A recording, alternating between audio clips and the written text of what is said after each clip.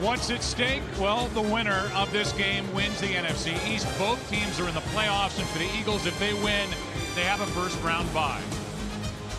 And now welcome to the broadcast booth, everybody. I am Joe Buck. That is Troy Aikman. Pam Oliver is coming right up. If you ask the question, which has been asked a lot lately, who's the team to beat in the NFC with what's transpired the last few weeks, I think you could get a lot of different answers. It might very well be the Philadelphia Eagles, winners of 6 straight. Well, yeah, I think they're the hottest team right now in the NFC, and Donovan McNabb is playing great and has had one heck of a season, and one of the reasons for that is because for the first time in a long time, he has playmakers at every position. Now, looking at today's game, how's this offensive line going to hold up? They had to shuffle the deck a little bit because of injury, but if Donovan has time to throw the ball, they feel that they can make some plays down the field. And they'll try to do that against a Dallas defense. It's really rolling right now under the direction of Wade Phillips, who's done a nice job running that group.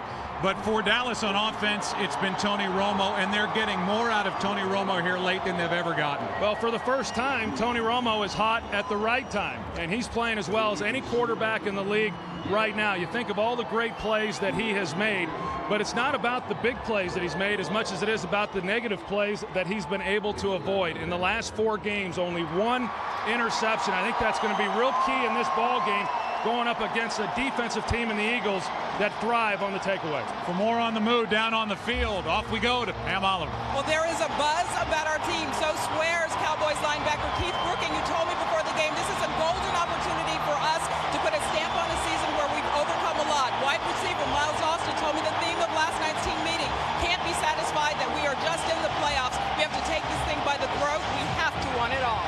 Back to you, Joe. All right, Pam. Well, Dallas won the toss, and they will receive. So with Guns N' Roses blaring over the speakers at this monstrosity in Arlington, Texas. Stadium is breathtaking with the size of it when you pull up to it outside and inside.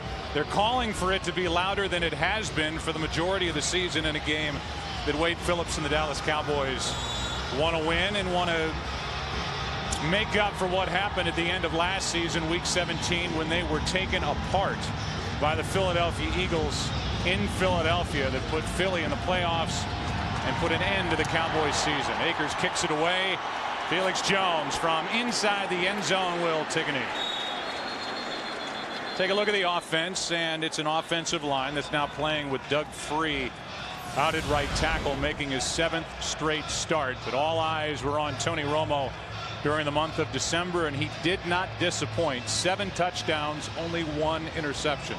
Yeah, and of course during that time they're 2-2, winners of the last 2. Of course, the win that they had a couple of weeks ago there in New Orleans against the undefeated Saints at the time is really what has propelled this team to where they are today.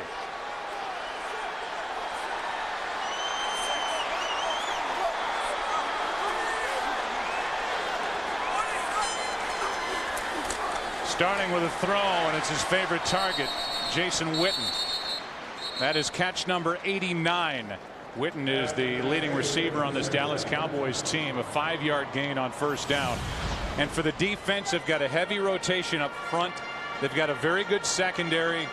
It's this group right here, the linebackers, which has been in flux all year long.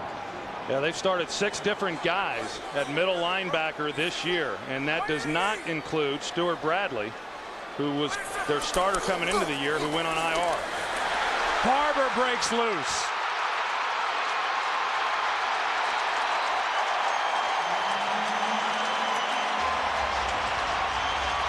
"32 yards before he's brought down by Macho Harris." Well, good start for the Dallas Cowboys. It's just going to be a slant to the weak side.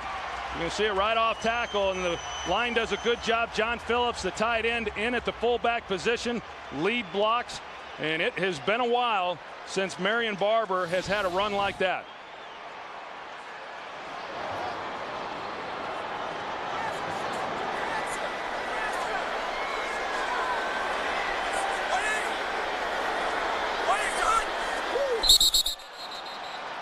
That's a Pro Bowler who moved too soon. False start. Offense number 70. A 5-yard penalty.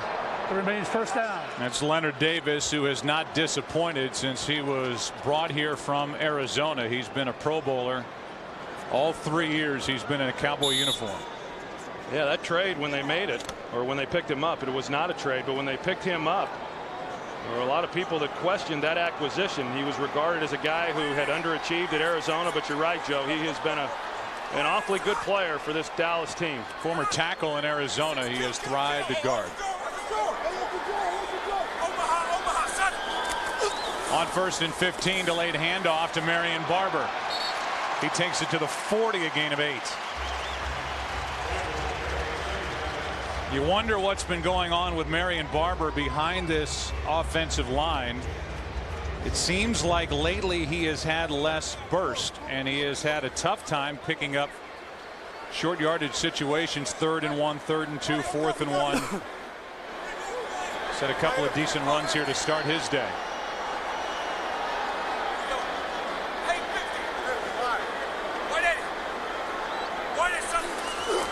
Second down and 7. Romo has it batted down, and it was into the hands of Bunkley, who knocked it away. It's 3rd and 7. And I think what's interesting, Joe, is what Sean McDermott, the first-year defensive coordinator for the Philadelphia Eagles, has chosen to come out in this first possession of the ball game. Think back to the last time these two teams met. He blitzed them an awful lot. In fact, 59% of the snaps in that ball game were blitzes. So far, he has not brought the blitz. He's played relatively soft, and 3rd downs, the Philadelphia Eagles lead the NFL.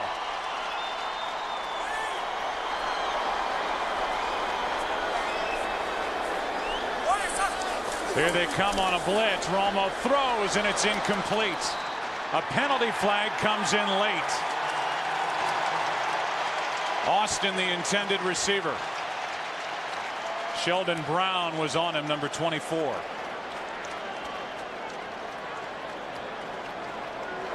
Pass interference. Defense number 24. Penalizing the spot of foul and a 1st down. I thought Sheldon Brown might have got a hold of the jersey as Miles Austin starts to the inside. You see the right hand right there, and sure enough, it's a good call there by the official. Sheldon Brown, who has had an excellent season. In fact, many people within the organization felt that he was worthy of earning his first Pro Bowl bid. It didn't happen. But a tough penalty once you've been able to make a stop there on a critical 3rd down play. Brown with 5 interceptions, a career high. These two teams had 6 players each named to the Pro Bowl. Romo slips, throws, incomplete in the direction of Austin with a linebacker. Moses Foku out there in coverage at 2nd and 10. Well, Tony Romo here has been where he's done a heck of a job, because Asante Samuel, he's going to undercut Jason Witten. They split him out. That's where Romo wanted to go with the ball. He sees the relationship there with Samuel and sees that if he turns it loose, that ball's going the other way for 6 points. He got off of it, and talk about another guy. He did earn his Pro Bowl, as you see, his 3rd one. And you can do a lot of things defensively when you've got the corners that the Eagles have. Chill. 180. Second down and 10, and they run it with Marion Barber. Right side, blocker in front of him. Has a 1st down before he is ridden out of bounds by Akeem Jordan, a gain of 18. Well, the real key to this right now is Dallas is getting off the line of scrimmage. We were talking about Leonard Davis. Watch him come around in the block that he's able to make on Moses Foku, which is what springs Marion Barber. Of course, then you've got Kyle Kozar, the left guard. He's also leading the way. For a big physical group that this offensive line is, they're also a very athletic group, much more so than they get credit for. 3 carries, 58 yards in this opening possession for Marion Barber. Play action, Austin down at the 10. This is a Dallas Cowboy offense that had no touchdowns on their opening possession for the first 13 games of the season. They've done it now in back-to-back games. They scored a touchdown. They did so at New Orleans, and they did so last week at Washington when Wade Phillips' defense threw a shutout in a 17-0 win. Well, you come into this game and all the pressure was on the Dallas Cowboys, trying to prove that they could play well and win a big game like this late in the year. And this settles a lot of nerves when you're able to open up the game and go on a drive like this. Second down and 4, delayed handoff, Felix Jones, and it's well played by the Philly defense. Jones takes it for a gain of 1. Trent Cole was the first one there, and for Trent Cole, he's headed back to the Pro Bowl, although none of these players want to play in the Pro Bowl because the teams that will be representing each conference in the Super Bowl, those players who are Pro Bowlers won't actually participate in the game in Miami. Yeah, and there were some that weren't real fond of playing in the Pro Bowl anyway. They like that trip to Hawaii, though. Sounds like you're making an admission. 3rd down and 4.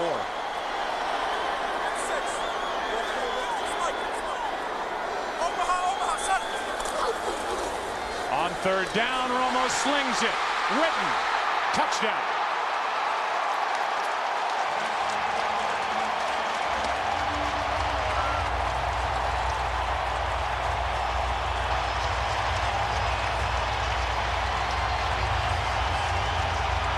If you're going to play the Dallas Cowboys, especially on 3rd down, you better jam Jason Witten up at the line of scrimmage. They failed to do so, and you can see Samuels off in coverage. He tries to come underneath it and make him to go with the football most of the time in 3rd and short yardage situations. And once again, Jason Witten for the touchdown. Witten was the leading receiver for Dallas the first time these two teams met, November 8th in Philadelphia. He has a touchdown, his first in the last 14 games and just his 2nd all year. Barber a big part of that drive. 7-0 Dallas.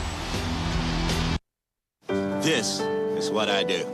Who's been on an airplane before? Me. This is who I am. This is what I do. This is who I am. This is what I do. Now, what do you guys want for dessert? Brownies. Brownies. This is who I am.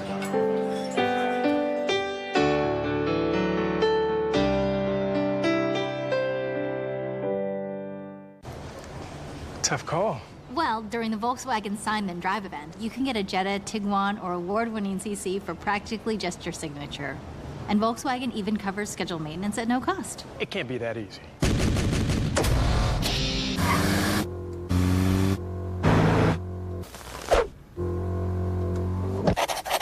That was pretty easy. Sign Then Drive is back. Hurry in and get legendary Volkswagen value for practically just your signature. Their IQs are off the charts. They're smarter than 99.9% of all Americans. And some of them are as young as 6. I have got this. January 13th, America's smartest child prodigies will out-answer PhDs and Ivy League professors. List 5 Republican vice presidents who went on to become president. Teddy Roosevelt, Chester Allen Alston, Calvin Coolidge, Richard Nixon, Gerald Ford. Is that correct? Yeah! Some very smart adults are about to feel really stupid. Our Little Genius premieres Wednesday, January 13th on Fox. Find everything you need for the playoffs now at NFLShop.com. Today's game on Fox is sponsored by Southwest Airlines. Go to southwest.com, grab your bag, it's on. Cowboys took the opening possession down the field into the end zone, already have more points than they did in last year's season finale in Philadelphia when they lost 44-6, ending their season. Barber 58 rushing yards on that drive, and Witten his 2nd touchdown of the season. Don't forget that key pass interference penalty on Sheldon Brown that kept that drive alive that ended in the end zone. Baylor kicks it away. Rookie Macklin will back up and back out. Jason Witten stretched for the touchdown and then made an offensive lineman happy. Doug Free did the honors. 7-0 Dallas.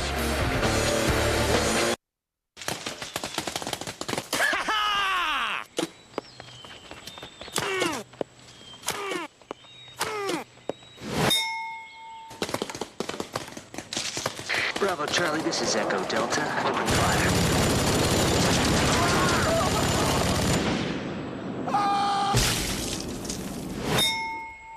Not too heavy, not too light. Bud Light. The difference is drinkability. Call off the tanks.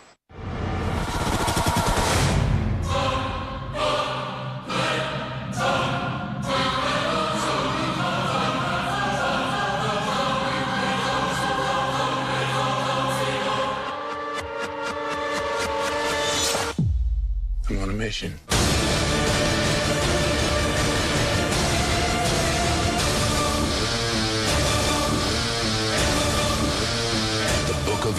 Rated R. Starts January 15th.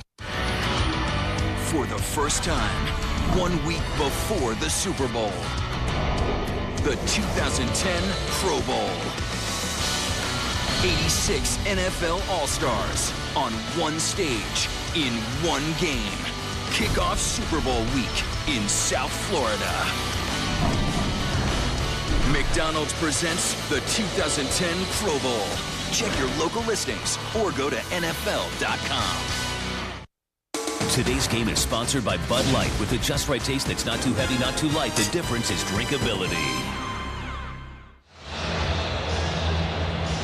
Third time in the last 7 years that both Dallas and Philadelphia are in the playoffs the same year in what seems to be a wide open NFC. And while the Cowboys have struggled during the month of December, the Eagles have not under Andy Reid, a 32-13 record.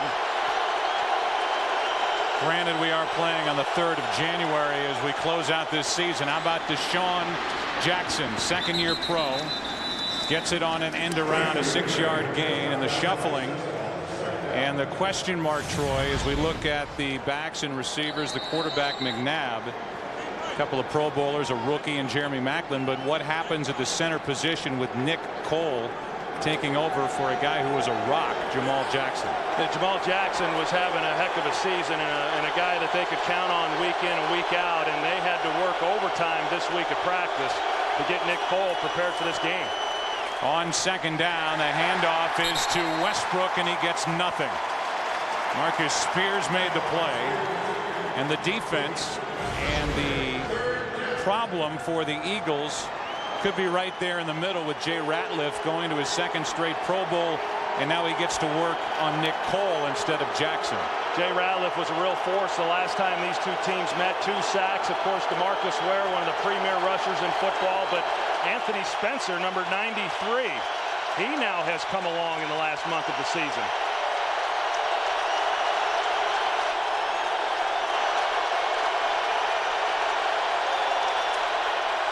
Out of the shotgun, McNabb is in trouble, and down he goes. Brady James gets his second of the season.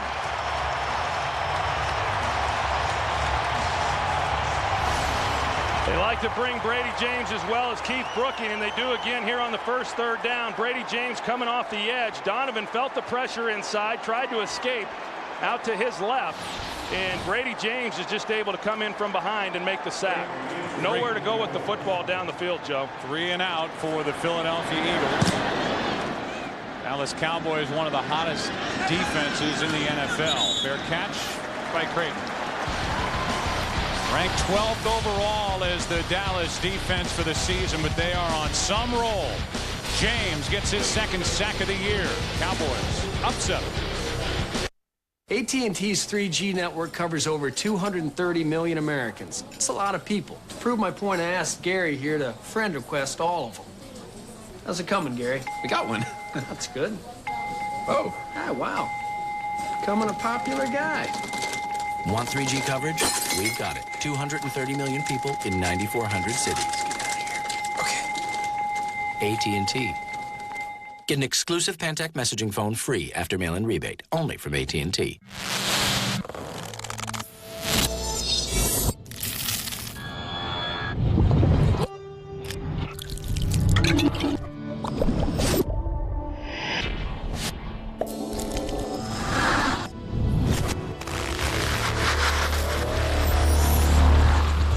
To conquer even the worst winter roads, stick with Blizzak, the official tire of winter.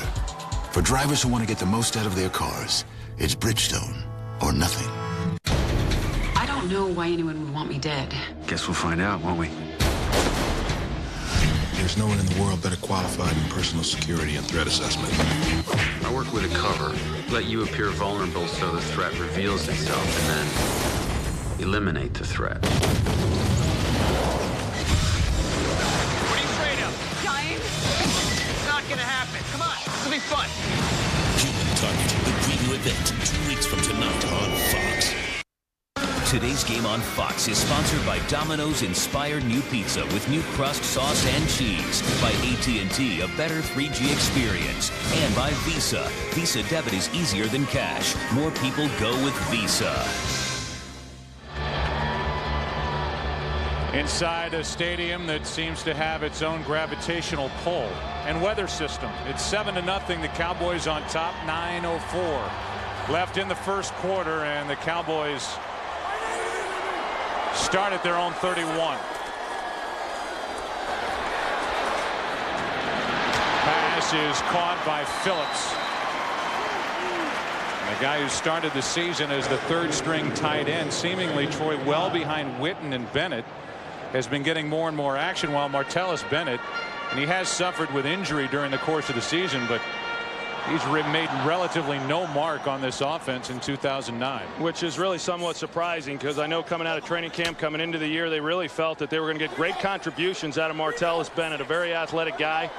But John Phillips has stepped in, not so much as a receiver. That was just his 6th reception of the year.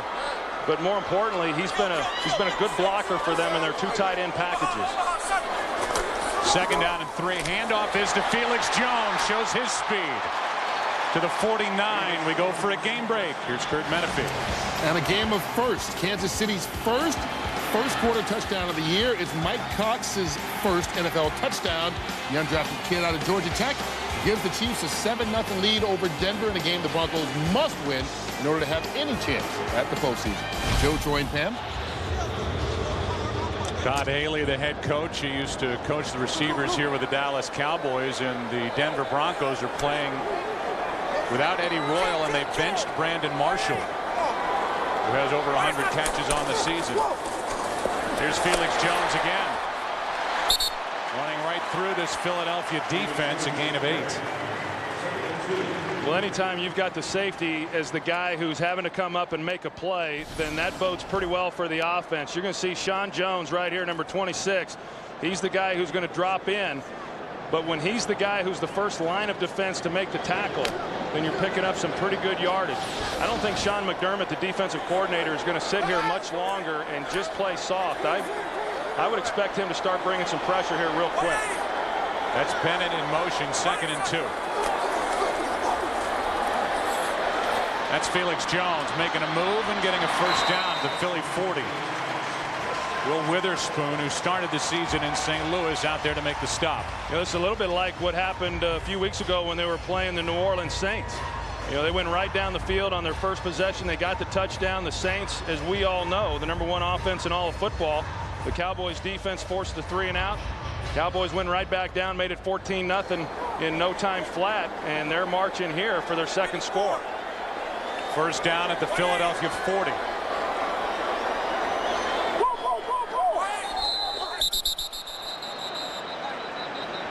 And movement at the line of false start. False start. Offense number 80. 5-yard penalty. Remains first down. You know, both these teams, Joe, coming into the season, typically you don't have teams that are heavily penalized that are playing that well or that are going into the postseason play, and yet these 2 teams, 2 of the most penalized teams in football, are obviously in postseason play, and we'll begin that next week. But penalties like this, especially in a big game, certainly hurt your ball club. First down and 15, delayed handoff. It's Felix Jones again to the 39. Felix Jones, for the first time in his career, has had 3 straight games of 10 or more carries. So while typically it's been Marion Barber as the feature back here with some Tashard Choice sprinkled in, we're seeing more and more of Felix Jones, who's getting healthier and healthier coming off that knee sprain as the season wears on. Yeah, and Felix Jones actually has run the ball pretty well here in recent weeks. He hasn't had the big 30-40 yard gains like people had gotten used to seeing from him earlier in the year. Again, somebody loses a helmet. Felix Jones takes it to the 35 to bring up 3rd and 5, a gain of 4. I just think right now, when you look at Philadelphia along that defensive front compared to the Cowboys offensive line, they're an undersized group. And Jason Garrett, the offensive coordinator, has done a good job here in the early going of being balanced. And oftentimes, Jason Garrett has been criticized for getting away from the run early, especially early in games, and throwing the ball too often, but he has remained balanced here in this one.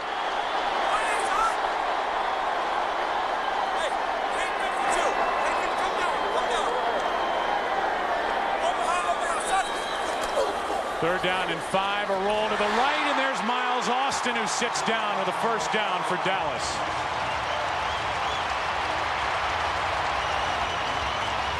Well, that's the guy that Sean McDermott is most concerned about, is Miles Austin. He's been on an absolute tear. Watch the hands at the top of this route. A ball that's up high, and knowing that he's got a linebacker coming underneath in a position to make a hit on him, and yet he extends himself and brings it in. Strong hands and an excellent route runner. I'll tell you what's strong on him, watching him warm up prior to the game. He's got big legs. He's a wide receiver, but he is put together. Yeah, he's the total package. I mean, as far as speed, quickness, size, run after the catch, he can do it all. Strength.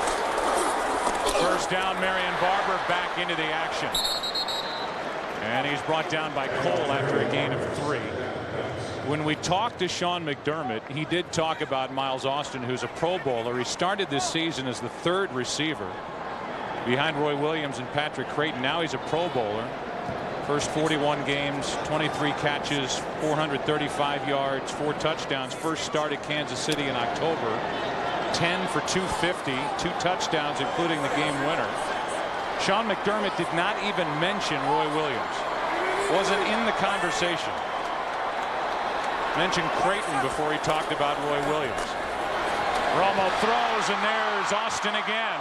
Sets up a 1st and goal at the 9. Gain of 11. Well, they bring the blitz off the edge, and then away from that, they've got to then drop a defensive lineman. Jason Babin, 94, becomes that guy. You're going to see him. He's going to drop, trying to get in the zone.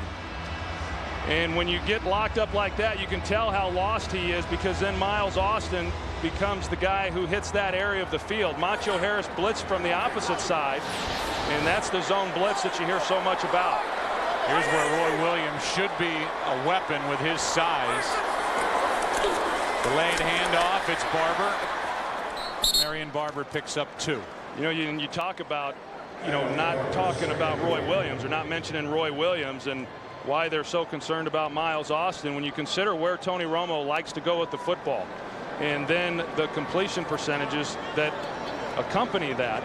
71% of the time the ball is thrown to Jason Witten. He catches it. And you see way down at the bottom there, Roy Williams, only 45% of the time does he come down with the ball when they throw it in his direction. 2nd and goal.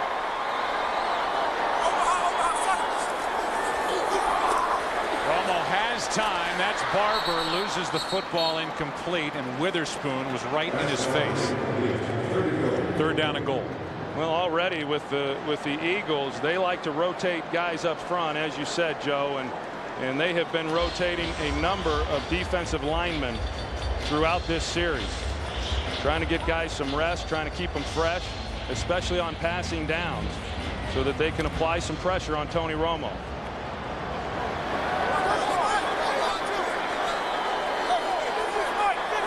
12th play of this drive.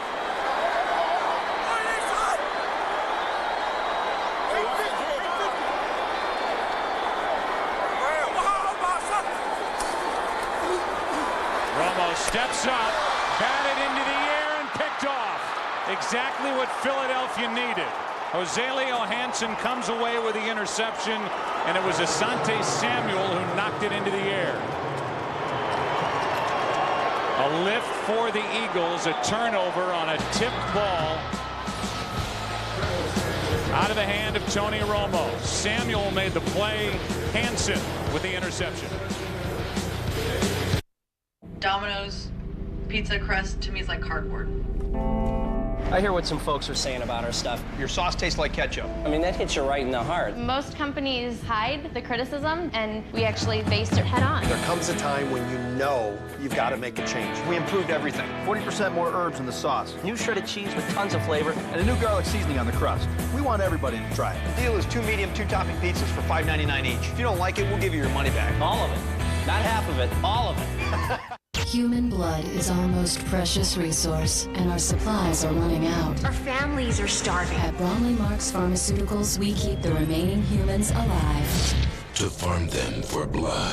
Daybreakers, rated R, in theaters everywhere Friday. You can kiss last year. Bye-bye. Because Animation Domination kicks in the new year with all new episodes. Oh, fancy. The Simpsons is all new on a high-speed adventure. This looks like a job for a nap. Then, after an all-new Cleveland show, Family Guy is all new, and Peter's got amnesia. She's your wife. Do you like her? Yeah, I don't know. Followed by all-new American Dad. It all starts at 8/7 Central tonight on Fox. He came back for another shot at the playoffs. You can too. NFL.com Fantasy Playoff Challenge is back. It's free. And you could win a trip to Super Bowl 45. You thought the fantasy season was over. Sign up now at NFL.com/fantasy. You want the NFL? Go to the NFL. Well, for Tony Romo, just his second interception in the last 6 games. For the Eagles, their 25th interception of the season. And we'll take you back and show you what happened as the Eagles start with it at their own 14. A screen, and LaShawn McCoy just fell down, and a loss of 4 yards. Back to the pick. Yeah, you're going to see the Cowboys go trips here. Tony recognizes pressure off this side. He directs the line, but look right here. He's got one-on-one on the backside with Roy Williams, but he never looks that way. Instead, he plays front side, and Asante Samuel jumps this route. There's the route by Roy Williams. He fails to get off the press coverage. But Asante Samuel, who we have seen jump routes already here in this first half, jumps another one, which led to the interception. 2nd and 14, and the pass is caught by Macklin. And here's the interception, and it's Samuel, did you say, who got his hands on the football. You can see Samuel right here on the inside, and he just jumps right underneath Patrick Creighton as he was running the angle route and gets the ball up in the air, and then Hanson's able to make the play. But a big stop right there defensively for the Eagles and not giving up any points. This is an Eagles team that's plus 16 in the turnover ratio, second best in the NFL. 3rd and 7.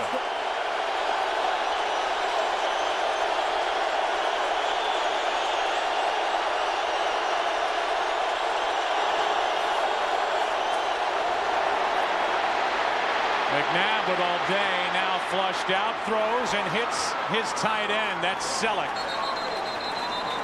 And for all the talk of Deshaun Jackson, the rookie Macklin, it's Brent Selleck who leads this team in receptions. That's number 7. And the reason is the Cowboys go 2-man, 2 deep with man underneath, and it's very difficult then to beat that as a wide receiver. But the guy they're not accounting for is the quarterback. They had Bobby Carpenter in a spy technique.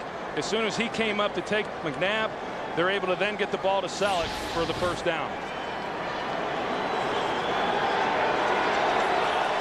The Eagles can let the clock expire on the first quarter if they wish. And they do. So that's it for the first quarter here in Arlington. 7-0. The Cowboys lead it. The NFL on Fox will continue after a word from your local Fox station. At Pizza Hut, we've got a deal for you. Choose any pizza, any size, any crust, and any toppings, and pay just $10. That's any pizza, any size, any crust, and any toppings for just $10. All your favorites, now just $10. Only at Pizza Hut. A single flash of a fraction of a moment. And in that moment, 70,000 people will stand in the same pair of shoes.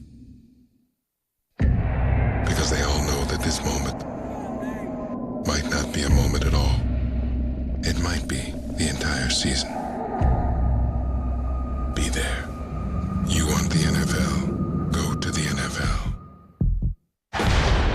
You're watching Fox NFL Sunday.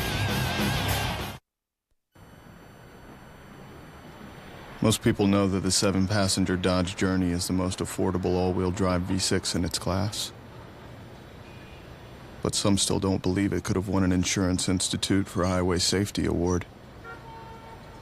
And if you were one of those people, I feel sorry for you. During 1 week to deal, well-qualified lessees can lease a Dodge Journey SE for just $249 a month. What did you get, John? Oh, I got him a new BlackBerry. Oh, nice. What's that? Whoa! That's the expensive monthly data plan that came with your new phone.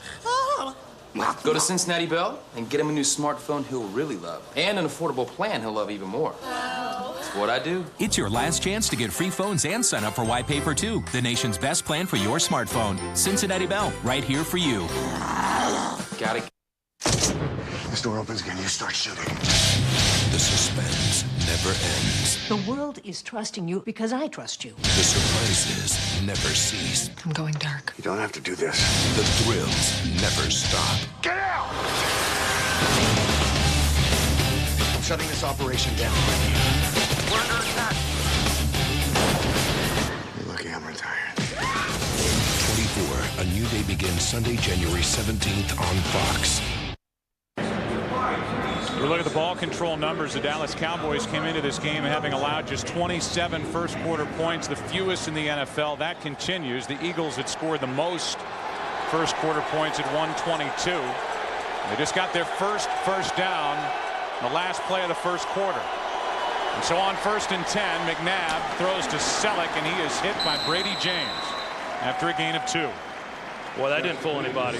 They tried a little misdirection. They were able to run it on the first play of the game with the reverse and try to get Dallas over committing. They've got some size, but they're also a fast athletic group on the defensive side of the ball, and they try to come out with a naked boot, and Brady James was right there to make the play. So 2nd down and 8.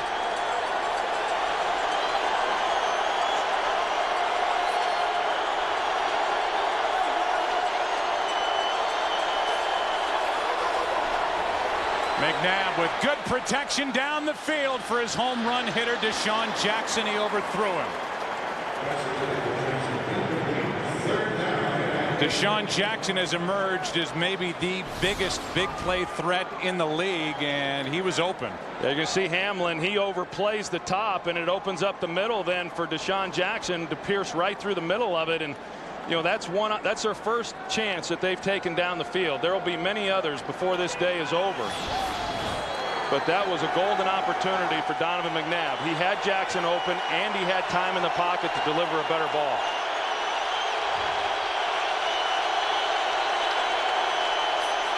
Third down and 8. Blitz coming from Dallas. McNabb throws for Selleck. Another big catch for Brent Selleck, who has a first down at the Dallas 41. 22 yards on third down. And you got to protect against DeMarcus Ware in this pass rush. Jason Peters, going to the Pro Bowl, does a good job on him. But Brent Selleck, you know, what a year he has had. Excellent route at the top of that route by him. He starts him to the outside, comes underneath Carpenter. And when you're locked up man-to-man and you fail then to make the play, there's nobody else there to get to him until he's picked up quite a bit more yards. Brent Selleck, who wasn't even invited to the NFL scouting combine, has really taken off here in 2009 as Leonard Weaver, a first-time Pro Bowler, carries for a gain of 2. Selleck, who had a big first half last week in the win, which became a nail-biter at home over the Denver Broncos, has had a good start to this one here against Dallas. Well, we talked about it coming in as the Eagles go to no huddle. But you know, when you talk about the Eagles offensively, they have playmakers at every position on the field. And it has been a while since we've been able to say that. 2nd and 8. Pass broken up by Jenkins. Andy Reid called Mike Jenkins a guy who might be one of the best cornerbacks in the NFL, as he has really elevated his game in his 2nd year out of South Florida. He's been outstanding. He had a disappointing rookie year, but he came back. He matured a lot in the offseason. He spent a great deal of time working on his game, and he has been the best corner for this Dallas defense. I know that. And there's many that thought that he was worthy of a bid to the Pro Bowl. 3rd down and 8.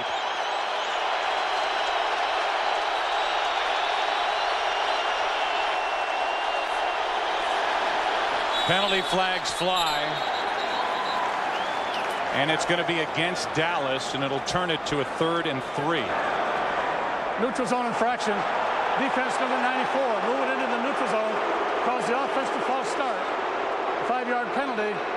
Remains third down. This was one of the concerns coming into the game. You're going to see Nick Cole at center here, and he's going to direct the offensive line. He's telling them where the pressure's coming from and where they need to get to, and then you got to worry about snap counts and everything else, and everything's a little bit different. The mechanics of getting the ball snapped and the play off and running. And at the end of last week's ball game against Denver, it was an issue, and it has been a little bit of an issue here in this game already. Third down and 3 now.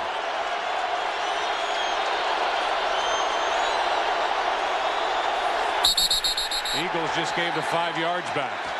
Jason Peters. False start. Offense number 71. 5-yard penalty. Remains third down. Quick game break. Here's Kurt Menefee. Simplest playoff scenario of the afternoon. The Ravens win.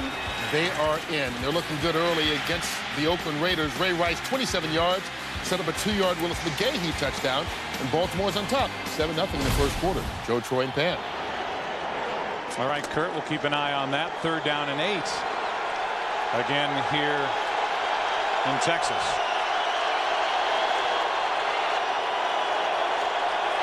They got DeMarcus Ware moving all over. He's coming now off the defensive right. McNabb throws, and Macklin can't make the catch. It was behind him on his back shoulder. He was wide open, and it's 4th and 8. Yeah, wide open, just a busted coverage there in the Dallas secondary, and there was nobody within 20 yards of Jeremy Macklin. A ball that, could have been in front of him, but a ball that Jeremy Macklin should be able to make. That's 2 opportunities now that Philadelphia has failed to cash in on. The deep ball to Deshaun Jackson, and then that one, which would have at least resulted in a first down, maybe even a touchdown. So now Sam Rocca will punt it. And they're missing somebody on their punt team.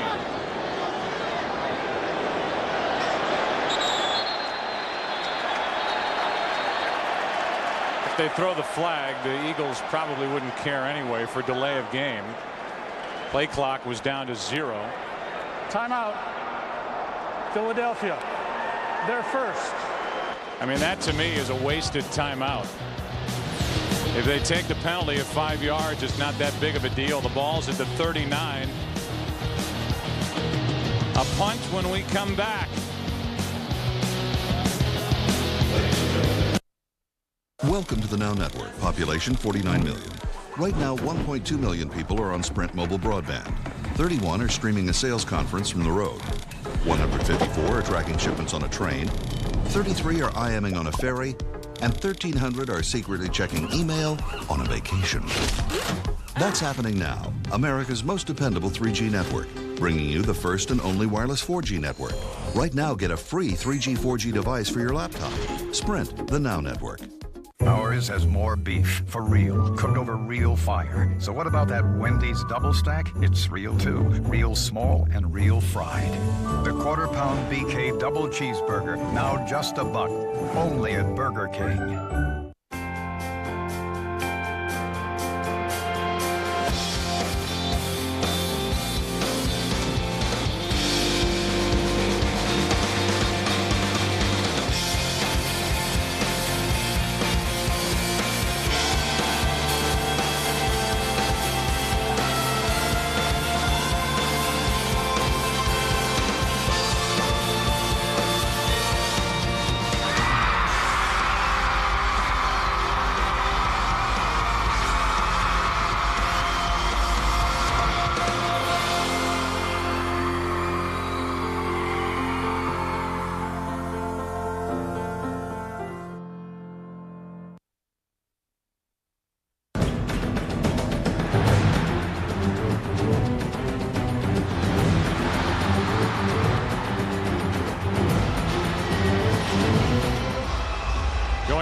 We could see Ted Dasher, the special teams coordinator, saying, "My fault, my fault." I think anytime you see a play clock expiring, you panic and call timeout. That was a spot where they didn't need to. I couldn't agree more, Joe.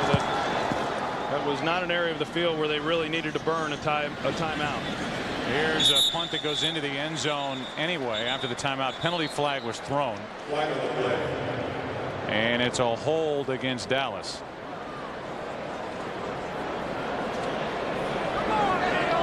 Missed opportunity for that Philadelphia offense on the miss by Macklin on 3rd down. During the kick, holding number 32 of the receiving team. Penalized half the distance to the goal from the 21-yard or the 20-yard line. 1st down. Here is that Macklin miss. It's what put the brakes on that last drive for the Eagles. Cowboys have the football at their own 10, up by 7. Every year you make a resolution, a goal, some lofty thing you aim for that, well, most people never actually accomplish. Last year, Hyundai aimed high, challenging ourselves to become the most fuel-efficient car maker in America. And guess what? According to the EPA, we did it, becoming the #1 lineup in overall gas mileage. Better than Honda, better than Toyota, better than everybody. Happy New Year. Hi, is Denise working? Yeah, she's in the back. Can I take your order? I'm just a little bit more comfortable ordering with Denise. Hey, hi. You remember me? I came by yesterday and gave me that 5-layer burrito. That new one for 89 cents. Is that cool? Is that still cool? It's an inside deal for everyone. Layers of seasoned beef, cheddar cheese, and a hidden layer of nacho cheese sauce. It's Taco Bell's new beefy 5-layer burrito for just 89 cents. Why pay more? Bet you're one of those multitaskers who wishes you could talk on the phone and surf the web at the same time. AT&T's 3G network lets you do that. Verizon's doesn't. Actually, you can talk on the phone and surf the web with Verizon, but you just need 2 phones to do it. Yep, I can. Sorry. Give you a hand? Thank you. Hello? Yeah. I'm still waiting for it to download. When you compare, there's no comparison. Yeah, I'm gonna type it in again. AT&T, a better 3G experience. Get 50% off all BlackBerry smartphones after mail-in rebate. Today's game on Fox is sponsored by Hyundai Assurance, a little certainty in uncertain times. By State Farm, to us, nothing's more important than being there. And by Coors Light, when the mountains turn blue, your beer is as cold as the Rockies and ready for kickoff.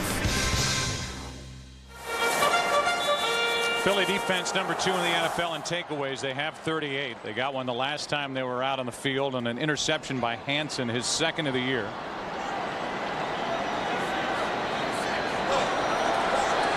And so Dallas starts at their own 10, up by 7.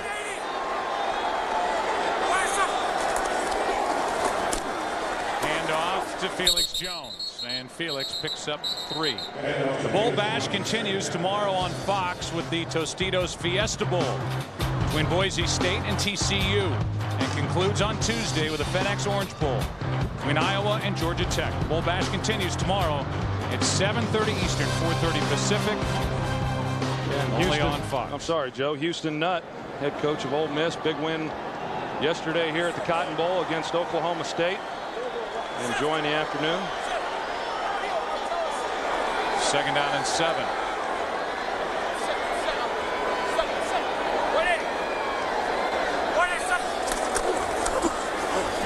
On 2nd and 7, Witten is wide open in the middle of the field for a Dallas 1st down. Gain of 9. I don't quite understand why Jason Witten has been as open as he has been. I mean, you're going to see him. He's just working a crossing route, and the linebackers just fail to pick him up. You know, he's a very difficult guy to cover, because if you play him man-to-man, he's going to beat whoever it is that's covering him, whether it's a linebacker or a safety. Oftentimes they'll put a corner on him. We've seen Samuel on him already today. And then in zone, he's as good as any in the league in finding the holes. And he and Tony have a special rapport between the two, and they don't misconnect on many. Witten's up to 91 catches on the season, and penalty flags prior to the snap. Ron Winter is the referee here this afternoon.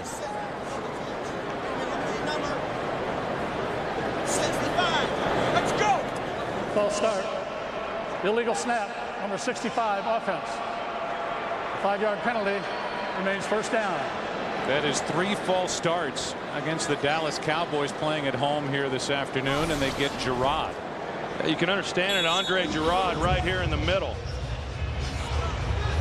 You know, he just starts rocking back just enough, and enough for them to call a false start, and rightfully so. You can understand it with Nick Cole, of course, making his first start at center and the crowd noise, but no excuse for this Cowboy offensive line.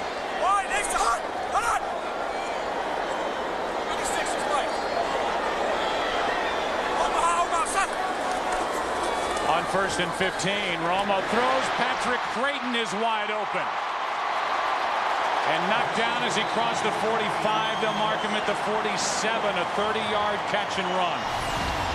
So far, Philadelphia just has not been able to harass Tony Romo within the pocket. He's been given quite a bit of time to sit back there and find his receivers. There's been very few blitzes coming off the corner with free rushers. You see there, just a 4-man rush playing zone behind it. I thought it was interesting in talking with Tony Romo just the other day. He said, I don't think teams can hold up against us playing zone because it's just too easy in today's game to pick those apart when you've got good receivers to get the ball to. Here's Felix Jones around the left end. Showing more of his speed. A flag is down at the 47-yard line. A 24-yard run. Will it come back? Looks like it. A hold against Dallas. Holding. Offense number 34. A 10-yard penalty. Repeat first down. So they get the fullback, Deion Anderson.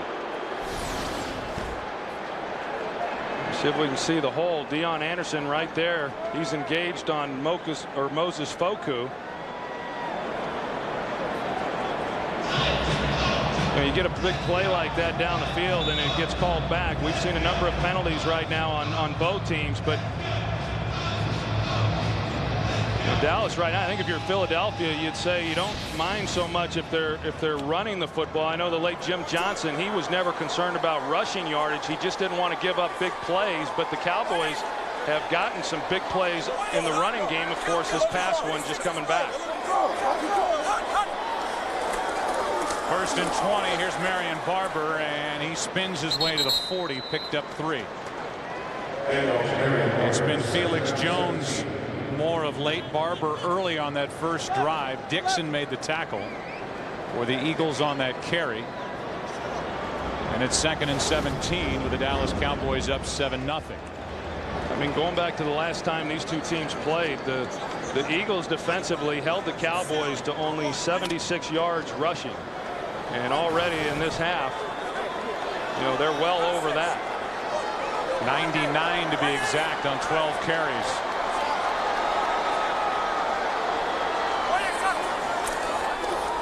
Four-man rush.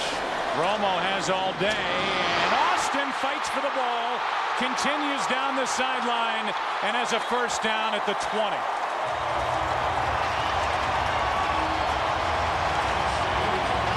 Well, the Philadelphia Eagles, they got a premier pass rusher as well in Trent Cole, and Flozell Adams assigned the duty of slowing him down, and he does a good job there on the backside for Romo. And Samuel once again tries to make a play on this ball, and if you don't make it, and it's Miles Austin then who is on the receiving end, you're going to have a hard time getting him to the ground. Samuel comes back, tries to get at his ankles, and they were fortunate that one didn't go for a touchdown. Well, that one went for 40. You could see the strength of Miles Austin, and there's no Pro Bowl jinx on Austin as he gets it again. He had only one catch at Philly in November.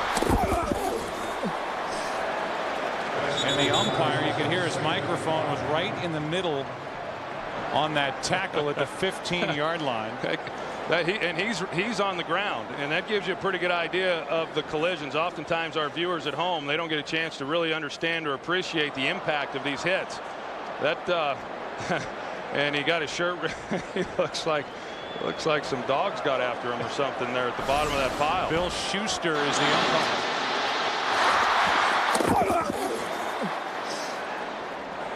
That doesn't sound like much fun. No, it's not. I can tell you it's not. 2nd down and 5. If you don't think so, just ask the umpire. Delayed handoff again to Barber. And he gets it just inside the 15. 3rd down coming up with 7 minutes to go in the first half here in Arlington.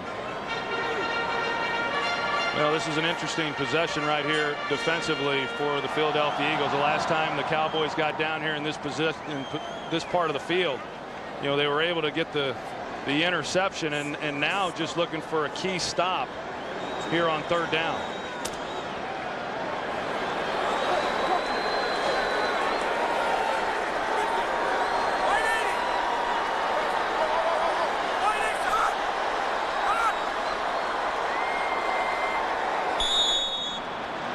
Eagles don't jump on 3rd down and 4. Timeout Dallas with 6:25 left in the half. 3rd down for the Cowboys when we come back.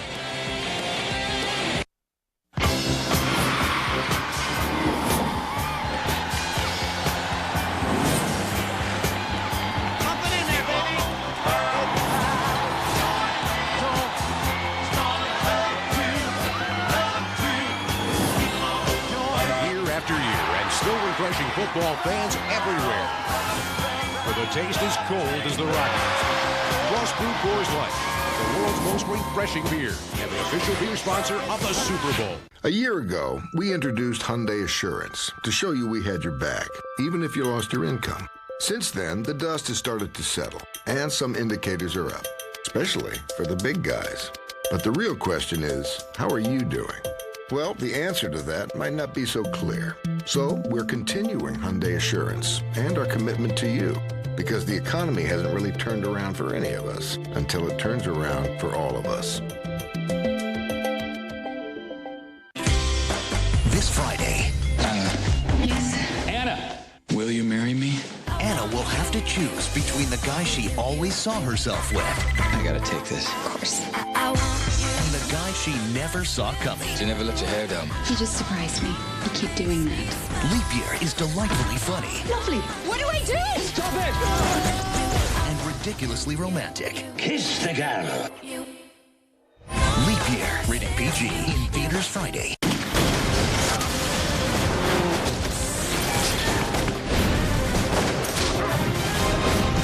You wore a vest? Where's my vest? I'm your vest.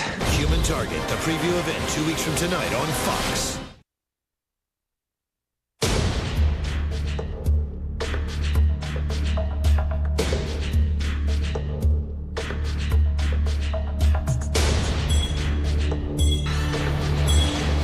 What's at stake? Do you remember? It's the NFC East division title. And for the Eagles, they have the opportunity with a win here today to be the number 2 seed and get a first-round bye.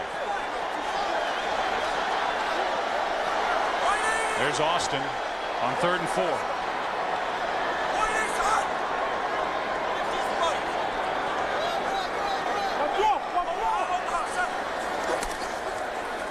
Pump fake, wide open, Creighton, touchdown.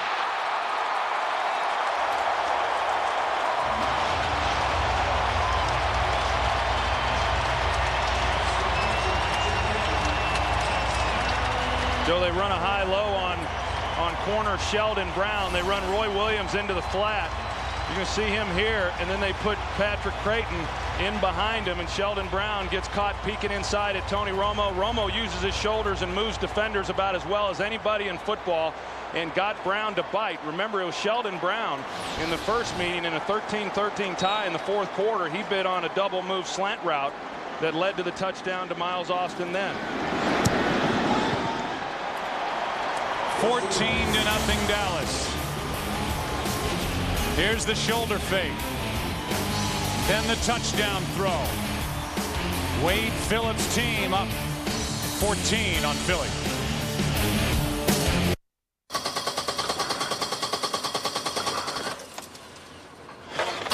There for you and life's daily miracles. Who's the best? This guy is.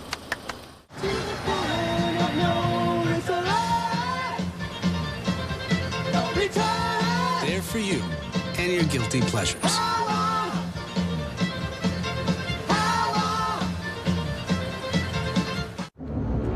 In light of the world to come, your sacrifice is nothing.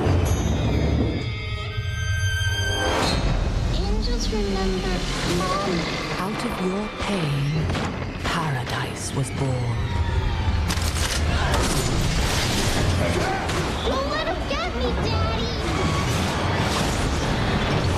Like all I have done, this is an act of love. Rated M for mature. Fact, it's got more beef than a fried McDonald's double cheeseburger. We think it's got more taste too, but that's more like an opinion. The quarter-pound double cheeseburger, bigger than McDonald's and now just $1, only at Burger King.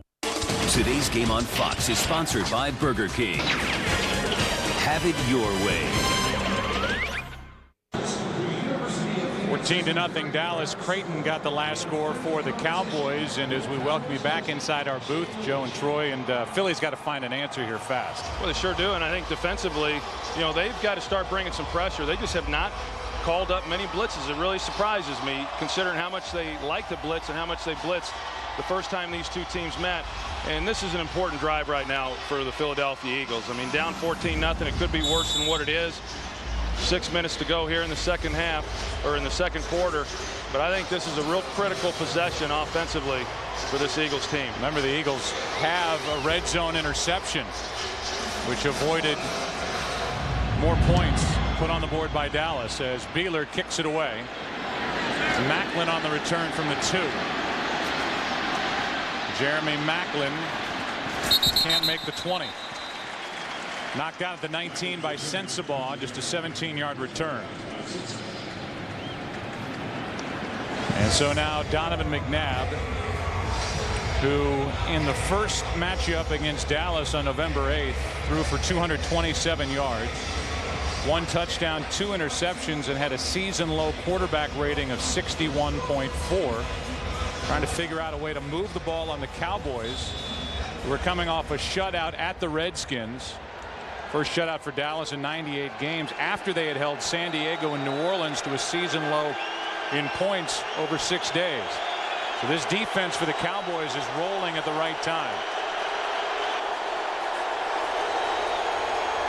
McNabb over the middle, wide open for a catch is Macklin. He's to midfield. Well, Dallas was really confused defensively in getting lined up. Keith Brooking was trying to direct everybody, and nobody seemed to know exactly where they needed to go. You see it right here, Bobby Carpenter, and then as well as Orlando Scandrick, and then the ball is snapped, and then you've got a free receiver running right down the middle of the field. McNabb found him for 31 yards. Here's Westbrook. Westbrook, who has missed 8 games, dealing with post-concussion syndrome. He had 2 within 20 days. That nasty one at Washington. Now players down for Philadelphia. When Westbrook was literally knocked out, that's Winston Justice, the right tackle. Talk more about Westbrook, and the clock is stopped. The Eagles will have a new right tackle when we come back. 2nd and 6. About this time last year, we introduced Hyundai Assurance, so you could have the confidence to buy a car when confidence was a hard thing to come by. Of course, by now, we all hoped we'd be further down the road to recovery, and we'll get there. Until then, we're continuing Hyundai Assurance. Buy a new Hyundai, and if you lose your income, you can still return the car. And it still won't hurt your credit, because we're all in this together, and together, we'll all work our way through it.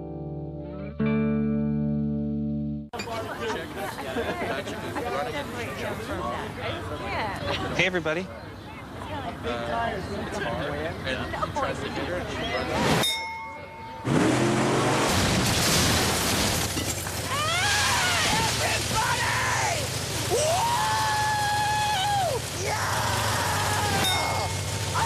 Not too heavy, not too light. Bud Light.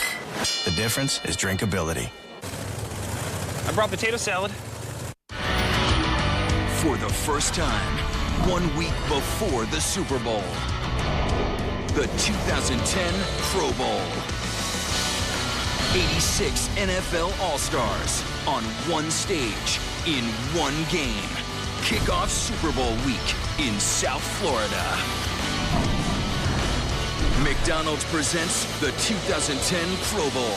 Check your local listings or go to NFL.com. Justice appears to be fine. He is out for probably just the one play. And here's how he was injured. You know, he comes off the ball and then he goes low, just trying to make a cut block there on the backside. Everything's fine right there, but it's at the end of the play when Westbrook comes over the top of him that he kind of lands there on the back of his ankle. And you know, now they weaken 2 positions. They move Harriman's out and they bring in Stacey Andrews at guard.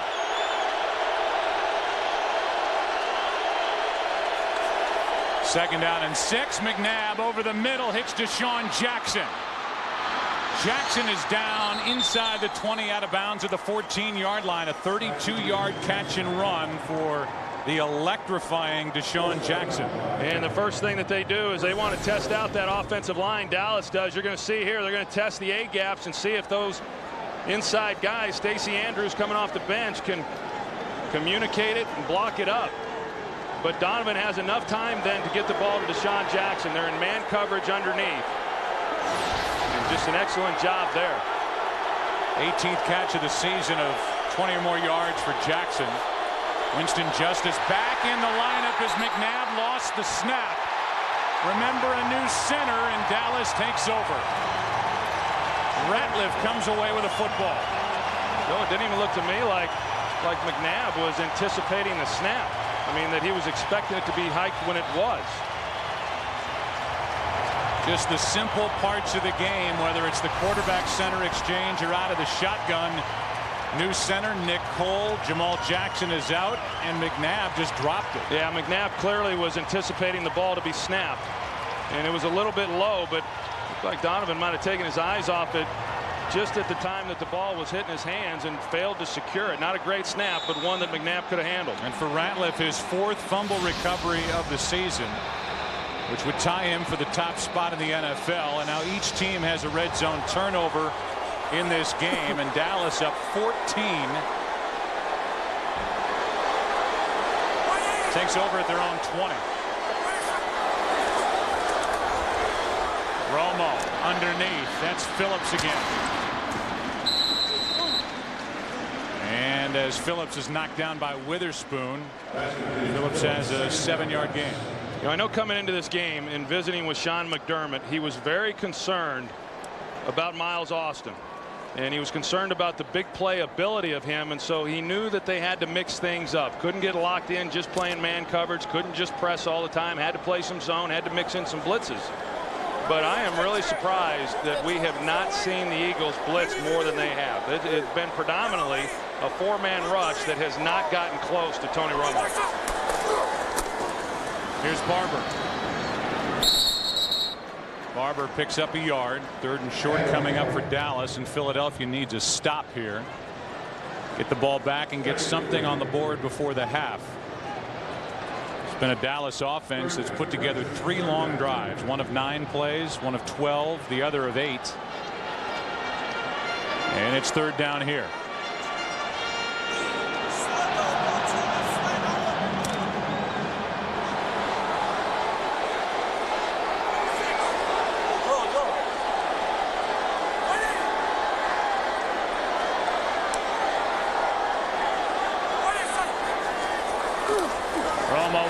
And hits Creighton in stride. Down in midfield with another Cowboy first down. You know, so they're coming with a 4-man rush. It's not getting to Romo, and then they're not jamming any of these receivers coming off the line of scrimmage. Hansen is playing outside technique, which then opens the gate for the slant route. The only guy then that can take that away in a zone coverage is a linebacker, and on a 3-step drop, that's just not going to happen. And so you get the ball to Patrick Creighton inside, and nobody's able to make the play until he gets on the safety level. So now for Patrick Creighton, 3 catches, 67 yards, a touchdown. And this Cowboy team's already put up 283 on Philly. Here's Ogletree overthrown. Penalty flag down on the field anyway at midfield. Check the call from Ron Winter.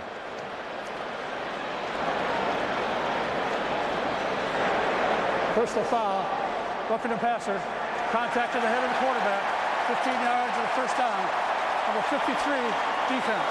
So they get Foku. They don't. Dallas doesn't get the bomb to Ogletree, but they get 15 yards and another first down. Yeah, this time they did bring the linebacker blitzes, and that's why Foku was in position, and he gets the hand there on the face mask of Tony Romo, and it doesn't take much, as we all know. They protect the quarterbacks awfully well. And the Cowboys trying to get the ball to Kevin Ogletree, a guy who's been used more here recently, and one of those players who's really emerged with tremendous speed on the outside. On first down, handoff to Jones over the right side. And he's to the 31-yard line. Jeremiah Trotter, who was brought out of retirement on a one-year deal September 29th, is in there to make the stop as we approach the 2-minute warning. It'll be 2nd down and 7. Each team has 2 timeouts left. And we'll take a break. The ball is at the Philadelphia 31 for the Cowboys, who have put together a very good first half, up 14. Today's game on Fox is sponsored by Visa. Visa debit is easier than cash. More people go with Visa. The Olympic Winter Games will always be where history happens. And you could be there for every moment and every memory. Because right now, when you use your Visa card, you have a chance to win a trip to the Olympic Winter Games for the rest of your life. Visa, the only card accepted at the Olympic Games. More people go with Visa.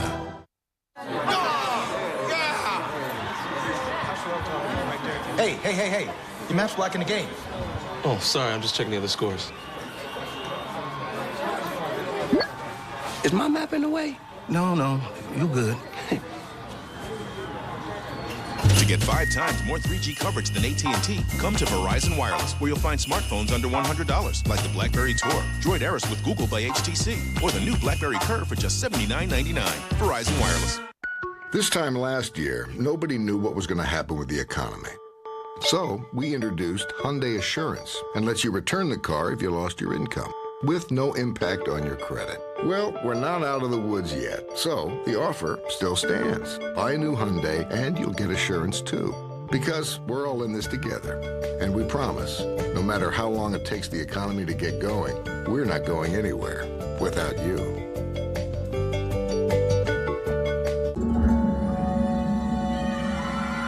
The NFL and its players are committed to improving the health of kids everywhere.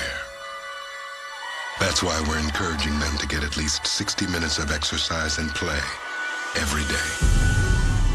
It's called NFL Play 60. The best 60 minutes of the day. Join the movement at NFLRush.com. This telecast is copyrighted by the NFL for the private use of our audience. Any other use of this telecast or of any pictures, descriptions, or accounts of the game without the NFL's consent is prohibited. We keep talking about the opportunity Philadelphia has if they win here against the Cowboys. They're the number 2 seed in a first-round bye. If Dallas wins, Dallas, with what's going on in the desert with Green Bay beating Arizona, the Cowboys would jump up to a number 3 seed if that score holds. And Philadelphia would go from a possible first-round bye to the number 6 seed in the NFC. Here's a screen for Miles Austin. Austin picks up 5, and we go to Kurt for a game break. Well, you talked about it. Another playoff rematch for sure next week. Arizona and Green Bay. Green Bay feeling pretty good about themselves. Charles Woodson's 9th interception ties for the league lead, picking off Matt Leinart and running it back for his 3rd touchdown. Is 26-0 Packers on top in Arizona in the 2nd quarter. Those same 2 teams will play again next week, no matter the outcome of today's games. Joe, Troy, and Pam. All right, Kurt. 3rd down and 2.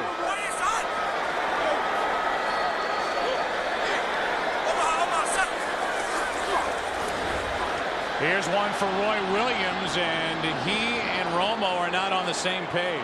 I mean, this is devolving into something that's really embarrassing between Romo and Williams, to the point that Williams is on the wrong page. He tipped the ball for an interception last week. 2 catches the last 2 games. He was brought here to be the big weapon, and he just simply is not. Well, yeah, and then you wonder where this team would have been if Miles Austin hadn't have emerged the way that he did. And that didn't happen until week 5 against Kansas City. And the Cowboys struggled moving the football up until that time. And you're going to see Roy Williams takes an inside release. And here's Sweezum.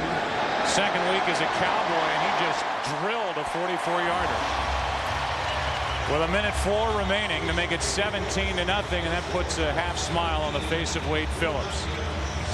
But back to that 3rd down play. and Roy Williams with the ball thrown his way. Well, Tony's under pressure, and so he's got to get the ball out, and they're running a little slant and go, trying the same route that Miles Austin ran against Sheldon Brown before. But once Roy started to go to the outside, that's where Tony Romo expected him to stay.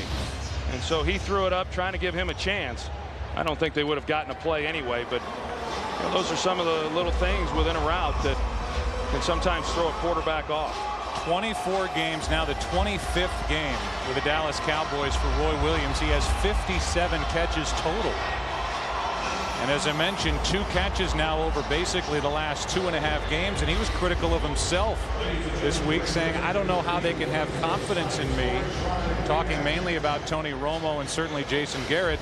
He's got to work hard to regain that confidence. Well, that's not happened so far in the first half. Well, it hasn't happened, and it hasn't happened up to this point. It likely won't happen, if at all, until next year. And, you know, I appreciate the fact that Roy Williams has taken ownership and says it's on him. And it's been a tough year for him, and we all know that. A lot was expected, and little was delivered.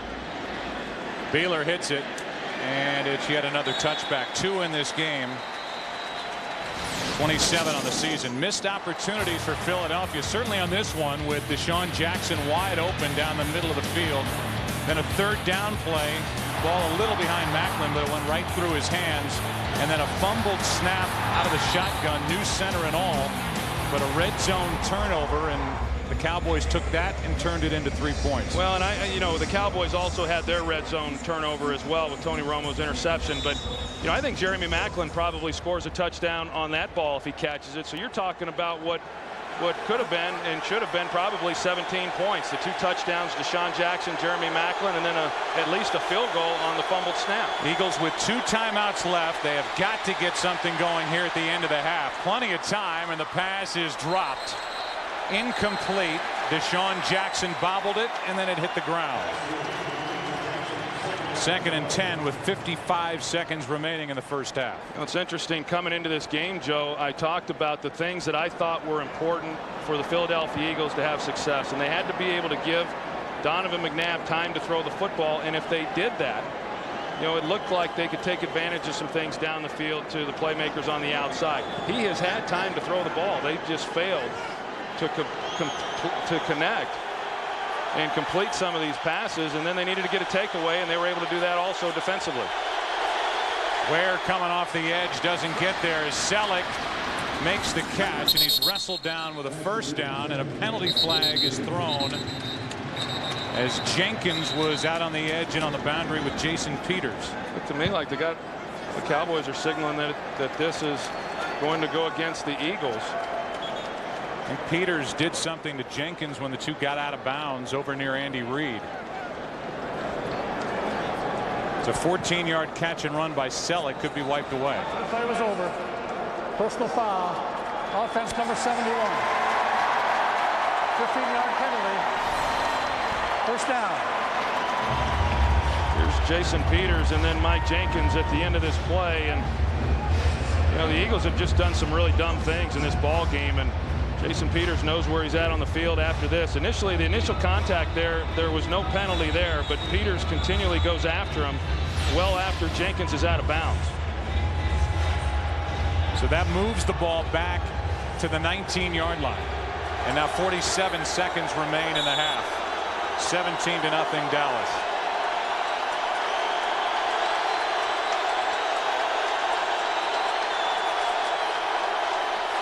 Over the middle, it's Avant, and he's smacked by Sensabaugh.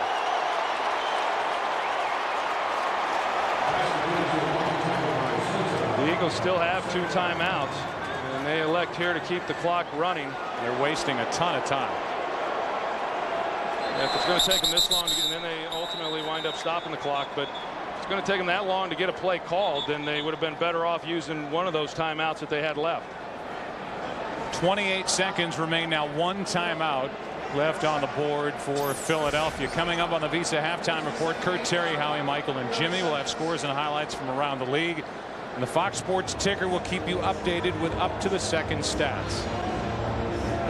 So they put a couple more seconds on. 30 seconds remain, and the ball is at the 27. 2nd down for Philadelphia, and they are shut out. And there's a look at Roy Williams is wondering if it will ever turn around for him here in Dallas, with not only a new deal signed with the Cowboys, but a lot of picks went to the Detroit Lions to get Roy Williams, a Texas product, into a Cowboy uniform, and it just simply has not worked out. But it hasn't worked. And then you think about the situation in Arizona. You know, Anquan Bolden was on the trading blocks, and no one would offer the Cardinals a first and a third, which was given by the Cowboys to the Lions for Roy Williams. And so in a lot of ways, I guess Anquan Bolden can thank or not thank Roy Williams and the Dallas Cowboys for what they gave up and why he's still in Arizona. 2nd down and 2.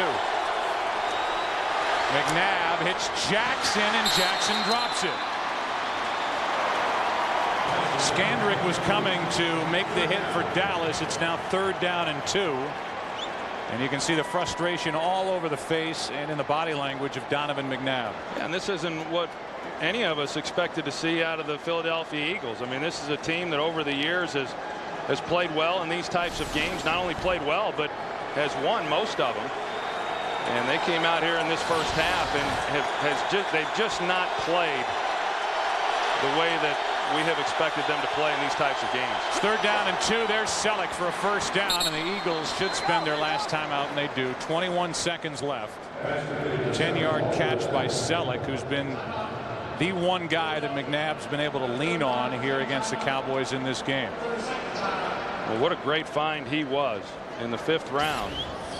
And you think about it, it's been a while since they've had that kind of production at the tight end position, probably going back to when they had Chad Lewis. And you know, it's amazing that just a few years ago that everyone came into the game knowing, hey, we got to just slow down Brian Westbrook, and they moved him in a lot of different positions. And you know, if you could shut him down, then you could pretty much shut down the Philadelphia Eagles. And as I said earlier, I mean, they've got some outstanding young players. The Philadelphia Eagles are going to be around a while, especially with what they have on the offensive side of the ball. They started this season as the 2nd youngest team age-wise in the NFL.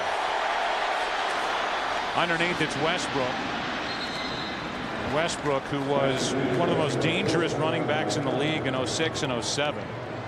It's 6 yards. Brian Westbrook was number 1 in receptions and receiving yards for a running back, number 4 in rush yards. He's a good blocker. You could put him anywhere on the field. He was a defensive coordinator's nightmare as a matchup problem. But he is no longer the feature in this offense at this time. 2nd down for Philadelphia. Pass is caught by Westbrook, and Westbrook stays in bounds, and that's the end of the half. I was expecting Donovan to take one shot down the field and see if maybe they couldn't steal one. But once he got tackled in bounds, it was over. How about the Cowboys? 291 yards of offense and a 17-0 shutout after a half. NFL on Fox will continue after this from your local Fox station.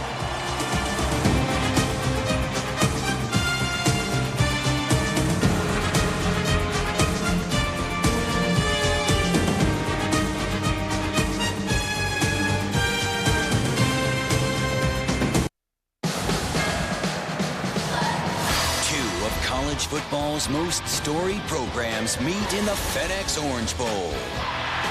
Jonathan Dwyer leads Georgia Tech's unstoppable ground game. But the Hawkeyes are ready to ride one of the nation's most punishing defenses to an historic first Orange Bowl victory. The FedEx Orange Bowl, Tuesday, 7:30 Eastern, 4:30 Pacific on Fox. Time's running out on Toyotathon, our biggest event of the year. Hurry in for amazing deals on a huge selection of your favorite Toyota models. Don't miss out on the final days of Toyota's best lease deals of the year. You get more car for your money with lower monthly payments. And don't miss out on Corolla for just $159 a month. Or lease this Camry now for just $169 a month. That's $169 a month for a Camry. It's not just an event, it's Toyotathon. On now through January 4th. Fox 19, WXIX-TV, a Raycom media station, is committed to a broad employee recruiting program that helps to reflect our diverse community. If you are a member of a qualified community organization and are interested in becoming part of our employment opportunity notification list, we would like to hear from you. To become part of our job information list, send your request to Fox 19, 635 West 7th Street, Cincinnati, Ohio, 45203. Attention Human Resources Department. Take a good look at the full-size Ram 1500. The refined interior. The 390 horsepower Hemi engine that gets 20 miles per gallon. And winner of the Strategic Vision Total Quality Award. No wonder it's the most awarded full-size pickup of 2009. Ram. Now during the year-end wrap-up, get 0% financing plus $1,000 cash allowance on 2010 Ram 1500. This morning, I wanted on my desk when I get in. The carpool. I do it for the open lane, not the company. Don't sit so close to that car, please. No, I'm back. But somehow, just opening the sky slider roof in my Jeep Liberty is all I need to open everyone's mind. My Jeep Liberty. It lets me enjoy the ride, no matter who rides with me. During 1 week to deal, well-qualified lessees can lease a Jeep Liberty Sport 4x4 for just $289 a month. I live, I ride, I am Jeep. Play Kentucky's Powerball. If it's Powerball, it's never small. Welcome to the Visa Halftime Report. More people go with Visa. Howdy, gang. Kurt Menefee with you on the Visa Halftime Report, along with Terry, Howie, Michael, and Jimmy. And for the first time this year, the Philadelphia Eagles being shut out at halftime. The winner of this game wins the NFC East. All Dallas so far. All right, Green Bay at Arizona. They'll repeat this performance next week, or this competition anyway. But that ball by Matt Leinart, picked by Charles Woodson, his 9th on the year. 3 returned for touchdowns. This one going back 45 yards, 26-0. It is the Packer all over the Cardinals at the half. Washington at San Diego. Open up to the left, play action, then bootleg back to the right. That's Jason Campbell. He finds Sellers, 3-yard touchdown. 14-13, Washington, Howie, with a 1-point lead. Ravens and the Raiders at Oakland. McGahee does a what? 77-yard touchdown run. Nice job. Good stiff hand. Second touchdown on the day. 14-10. Now, Ravens on top of the Oakland Raiders. In Kansas City at Denver, second quarter, no Sean Marino, the rookie out of Georgia. 1-yard touchdown run. We're tied up now. Chiefs and the Broncos at 10 apiece. Elsewhere, Chris Johnson has set the NFL record for most yards from scrimmage in a season, and he's 55 yards away from 2,000 rushing for Tennessee as they are in Seattle. Buffalo all over the Indianapolis Colts. Also, Cleveland finishes up the season with 4 straight wins. New England loses Wes Welker in that game. Houston gets the victory to stay alive in the playoff hunt. So does Pittsburgh. San Francisco all over St. Louis, who clinches the #1 spot in next year's draft. The Falcons finish with a winning record for the 2nd straight season. The New York Giants go into Minnesota in the game of the day and get thrashed by Minnesota 44-7. The reason that is so important, Jimmy, is because Philadelphia could clinch the #2 seed by beating Dallas. But the way things are going right now, looks like Philadelphia is going to be a wild card. Yeah, and they'll be traveling to Dallas. I really like offensive coordinator Jason Garrett's game plan today. When they are throwing the football, they're having open sets a lot of times with no backs in the backfield. It makes Philadelphia commit. If they're going to blitz, they're going to have to show their coverage. This takes the decision-making away from Tony Romo. He knows if it's man coverage. He knows if it's going to be a blitz. Very safe game plan. Doing a great job there. And also, Philadelphia Eagles losing their center. That's come into play with the fumble. Philadelphia's had opportunity. They just haven't taken advantage of it. And it looks like the Dallas Cowboys are just more physical, and the Philadelphia defense can't handle that. I know Arizona's a Jekyll and Hyde team. I just can't see taking anything good away from this football game. You're going to see this team again next week, and I understand you want to be somewhat vanilla. You're going to have them traveling back there, but Green Bay is just putting it on them right now. And psychologically, how do you bounce back from that, even if you are vanilla across the board? Arizona being shut out at halftime, Philadelphia being shut out at halftime, but the good news is there's a second half, and it comes your way right after this on the Visa Halftime. Some of you get in local news, others more highlights. Stay with us. Go, go! What if you could cheer on your team in person all season long? Using your Visa card between now and February 7th enters you for a chance to win 2010 season tickets for your favorite NFL team. More people go with Visa. On game day, Visa debit is easier than cash. More people go with Visa. my country agrees to abandon the pursuit of nuclear weapons. We are close to signing one of the most important treaties in the history of this country. Someone is trying to make sure that this peace agreement does not happen. This man is a once-in-a-lifetime leader. What have you done? We're under attack. We are code red. You put us all in danger. Get out!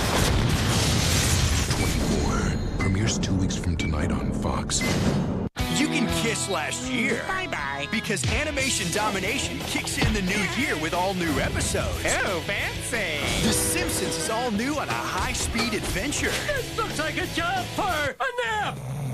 Then, after an all-new Cleveland show, Family Guy is all new, and Peter's got amnesia. She's your wife. Do you like her? Yeah, I don't know.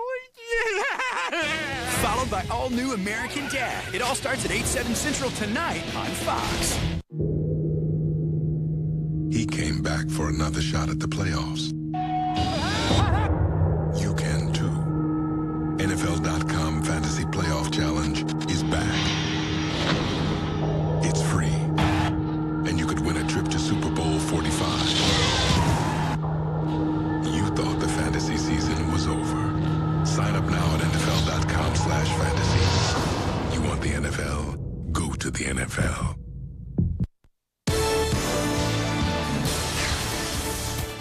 Hey there, and thanks for joining us for this halftime report. I'm Kimberly Holmes. A tri-state police officer is shot after an ambush attack early this morning. The incident happened here at the Mount Ora police station around 4 a.m. Authorities say the incident actually started much earlier when the shooter, 61-year-old George Ruby, was arrested for drunk driving.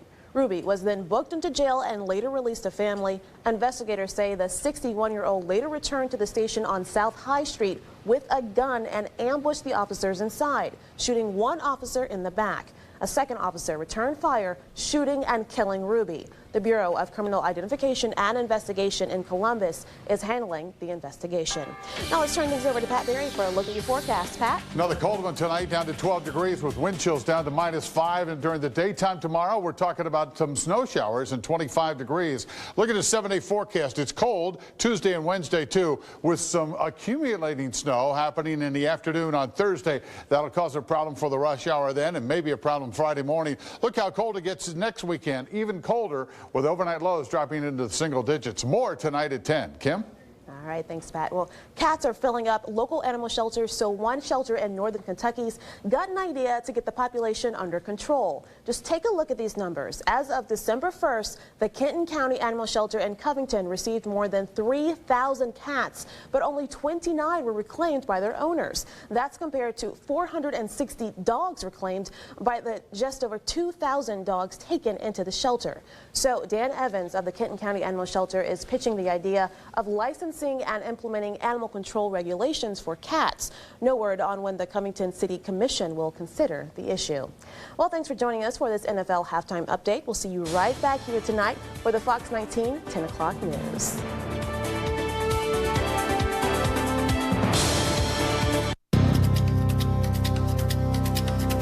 For information on health news from local leaders, visit fox19.com and click on HealthWise.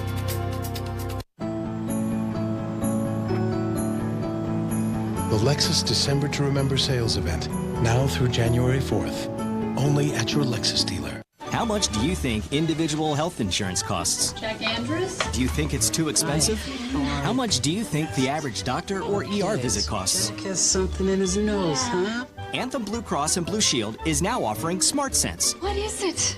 It's kidney bean. Oh my goodness. A new, low-cost health plan for individuals. Jack Andrews? They tell me your ear's hurting today. If you're self-employed, retiring early, or simply can't get health insurance at work, I think I see the problem. Smart Sense is a smart, here we go, affordable choice. Jack.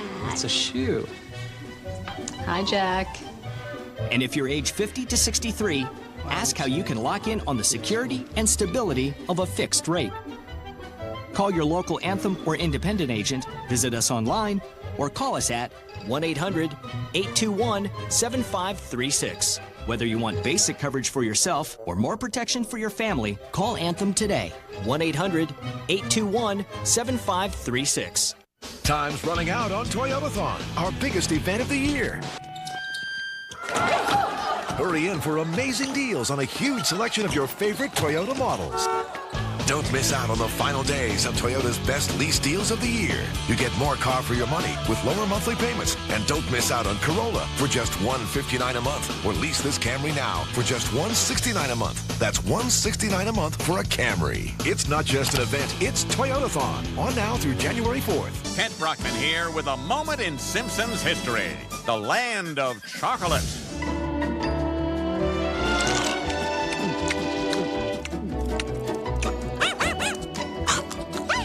Now that's sweet. The Simpsons, weeknights at 7:30 on Fox 19. Brockman out. Play Kentucky's Powerball. If it's Powerball, it's never small. Concussions and other head injuries must be taken seriously. If you're a player, protect yourself and your teammates. If you think you're hurt, don't hide it. Report it and take time to recover. If you're a coach or parent, know concussion symptoms and warning signs. And never let athletes return to action before a health professional says it's okay. Help take head injuries out of play. To learn more, contact the CDC. On game day, Visa debit is easier than cash. More people go with Visa.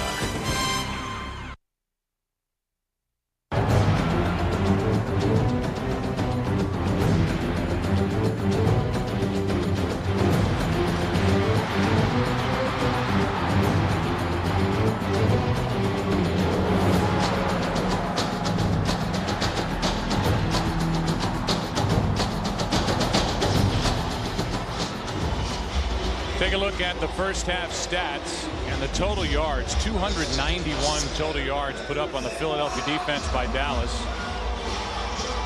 10 red zone plays run by the Cowboys compared to 1, and that didn't go well. It was a fumble on a snap in the shotgun by McNabb, and so now Philadelphia needs a jolt here to start the second half to climb back in it, down 17. Beeler kicks it away. Macklin will take a knee, and we go down to the field, and Ham Oliver. Well, Joe, a very livid Brian Westbrook gathered up the offense right before that half ended and demanded that each player take pride in their job. He said, stress nothing else but to do your own job. Meantime, after his defense pitched that shutout, Wade Phillips told me at halftime how that happened. I said, what worked? He said, we just played really, really tough. We have to continue that in the second half, given Philly's big playability on offense. Back to you. All right, Pam, and that is what Philadelphia brings. You see number 10 going out to the left. Deshaun Jackson, he's the home run hitter.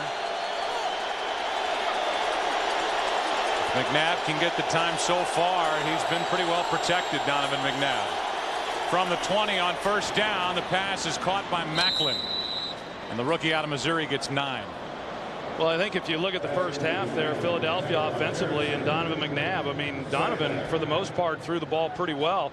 And that's a pretty good blow right there. We'll find out what is wrong there with Terrence Newman, but now they're going to obviously have to bring someone else in, and how they're able to hold up, because Donovan McNabb, you know, as I was saying earlier, he's had some time. I mean, the real concern coming in was how would this offensive line protect him, and I think they've done an admirable job there in the first 30 minutes of this game. Allen Ball comes in for Terrence Newman. 2nd and 1. And the handoff for a first down to Westbrook. Well, Andy Reid, Troy, said as much. He said this game will depend on how our reshuffled offensive line handles the front 7 of the Dallas Cowboys. I would say so far that really hasn't been a problem. No, it hasn't. And Donovan, his numbers look good, and they just have not been able to stop the Cowboys defensively.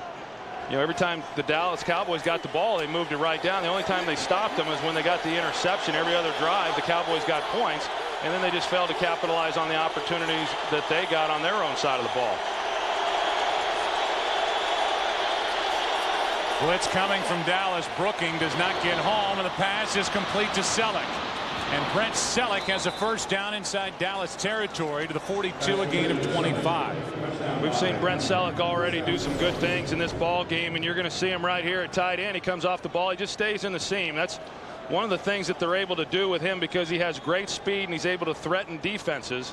He does a good job once he got off the line of widening it out a little bit and keeping himself with some separation from the middle safety. I've been thoroughly impressed with what I've seen of Brent Selleck this year.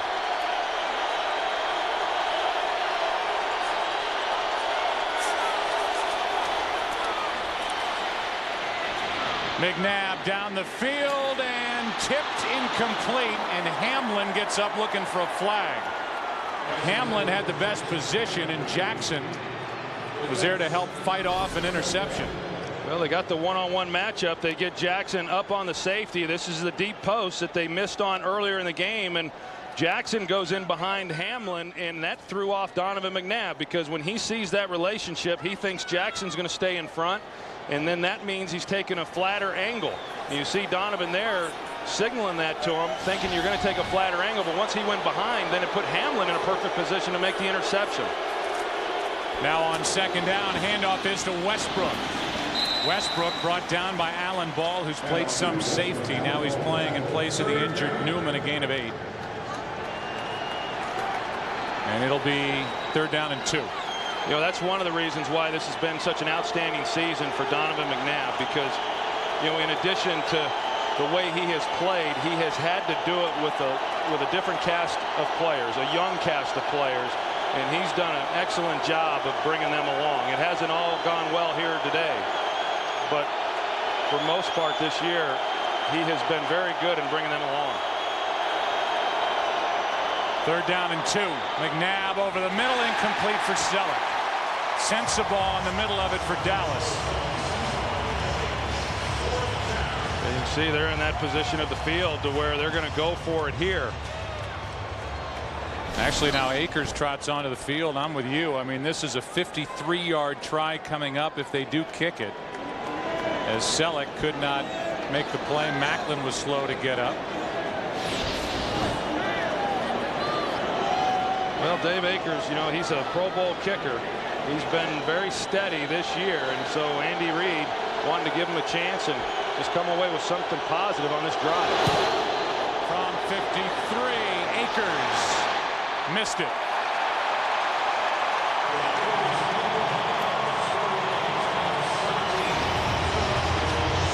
So Akers, who had made 24 of his last 25, trying to drill it from 53, misses wide left. Still 17-0 Dallas. One afternoon, some of the people at work came up and said, "Hey, you want to come and help at the Ronald McDonald House?" And I was like, sure. We cook food and we provide a place for families to relax. What about dessert? Do we have any dessert lined up for today? Brownies. Brownies. That big? When you can come in and you can make a little girl that's going through the things that she's going through smile, it's all worth it right there. This is who I am. You and I must make a pact. We must bring salvation back. Where there is love, I'll be there. Don't you know, baby, I'll be there. I'll be there. All right, so there's pretty much 2 kinds of trucks in the world: dumb trucks and smart trucks. Dumb trucks give you exactly what you expect: brawn, same old, same old. But a smart truck gives you brains too. It'll connect you to the internet, help find lost tools, dial your cell phone, and recognize your voice. Know how many smart trucks there are? Just one: the Ford F-150. Your 2.5-ton office just got some new software. It's not just a pickup truck. It's a Ford F-150. Today's game on Fox is sponsored by Southwest Airlines. Go to southwest.com, grab your bag, it's on. By Taco Bell, think outside the bun. And by the Ford F-150, built Ford tough. 100,000 expected for this game. There's a look at the standing room only section of this new stadium, Cowboys Stadium. Best starting field position for Dallas, up 17-0. Starting at their own 43. Felix Jones is brought down by Patterson. A loss of 3. Good play. So you go back and watch the snap and hold on this kick, and at first blush you'd say, wow, he didn't get the ball held upright enough for David Akers, but that's actually the way David Akers likes it. It looked like the ball was going to hook back inside that left upright, but just misses. Akers, who hit from 60 yards in that direction during the pregame warmups, and who had made 24 of his last 25 and is headed to the Pro Bowl, misses from 53. Now it's 2nd and 13 for Dallas. Romo setting up a screen for Felix Jones. Quentin Michael drags down Jones after a gain of 22. Well, we kind of anticipated here in the second half that defensive coordinator Sean McDermott would bring pressure, and he did, and the Cowboys got him with the screen pass, but there is a penalty on the play. During the run, holding, offense number 65. Penalized 10 yards from the spot of the foul. Repeat, 2nd down. Andre Girard, the center, guilty of a hold. Headed to his 4th straight Pro Bowl. Tell you, that was set up beautifully too, because as I said, they brought the blitz, and it meant that they were then in man coverage, and if you can block the one guy who's assigned to the tailback, Felix Jones, you can get a pretty big gain, as they were able to, but it comes back because of the hold there on the center, Andre Girard. 10-10 in that important game for the Denver Broncos, trying to win to stay alive in the AFC playoff race.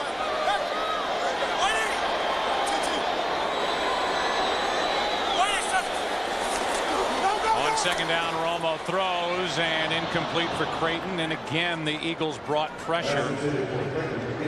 It'll be 3rd down.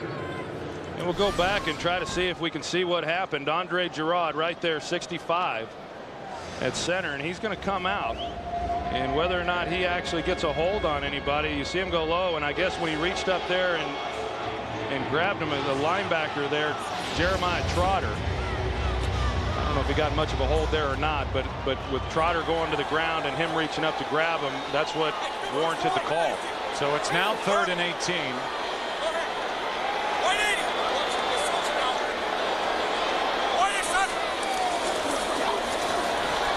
Romo flips it for Barber, incomplete, and what a good job by Tracy White. Sniffed out the screen, made the play, and that's the best effort so far by this Eagles defense in the game. Well, that's what they had to have. I mean, knowing how successful Dallas had been offensively there in the first half, to come out here, the first possession for the Cowboys, and not allow them to move the football and come away with any type of points, that's the kind of effort it's going to take here in this second half if they're going to claw their way back in. This will be the first punt for Matt McBriar. Big penalty on the hold committed by Girard. Wiped away a run by Jones and a 1st down, and now McBriar hits a big punt with Jackson waiting deep from inside the 15. And he is tripped up, and what a good play by Alan Ball. Nothing on the return after a 54-yard punt. Eagles have it after good work by their defense. Down 17. Okay, so you're driving up to the lake for the weekend when suddenly a big boat pulls up next to you and you notice, hey, it's yours. That's when it occurs to you that while having a lot of towing power is nice, a little control to go with it would be great too. Enter the Ford F-150. It's got the most towing and now an advanced trailer sway control system. And guess what? It's standard. Anchors away, baby. It's not just a pickup truck. It's a Ford F-150. Ours has more beef, for real, cooked over real fire. So what about that Wendy's double stack? It's real too. Real small and real fried. The quarter-pound BK double cheeseburger, now just $1, only at Burger King. A single flash of a fraction of a moment. And in that moment, 70,000 people will stand in the same pair of shoes. Because they all know that this moment might not be a moment at all. It might be the entire season. Be there. You want the NFL? Go to the NFL. You know, there was a day I would have felt bad opening up a bottle like this. You never even know this stuff burns like jet fuel. There is no one better qualified in personal security and threat assessment. Morning, Winston. Checking up on me? Why, did something happen? Blend in and keep a low profile. Hey, it's me. Human Target, the preview event, 2 weeks from tonight on Fox.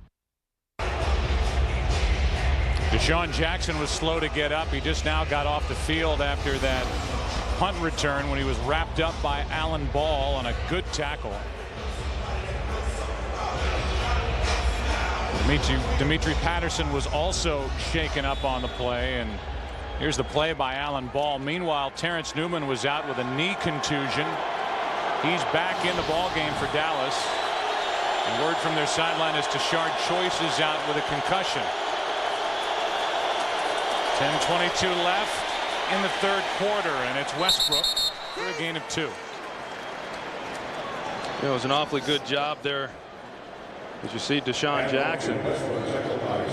Good job there by Matt McBriar, the punter, in placing that ball. Coming into the game, this was a real concern. Field position and special teams is awfully important when you're talking about these types of ball games. And Joe DeCamillis wanted to make sure that the ball was never inside the numbers on the punts, and he placed that one perfectly, and it allowed for great coverage.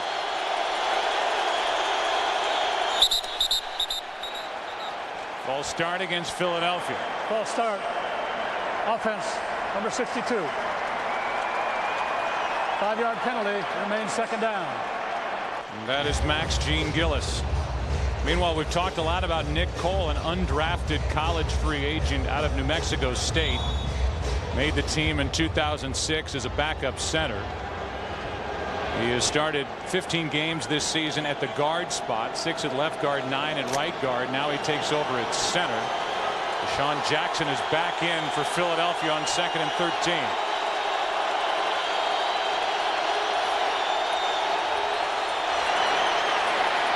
Protection for McNabb, and he throws behind Jeremy Maclin.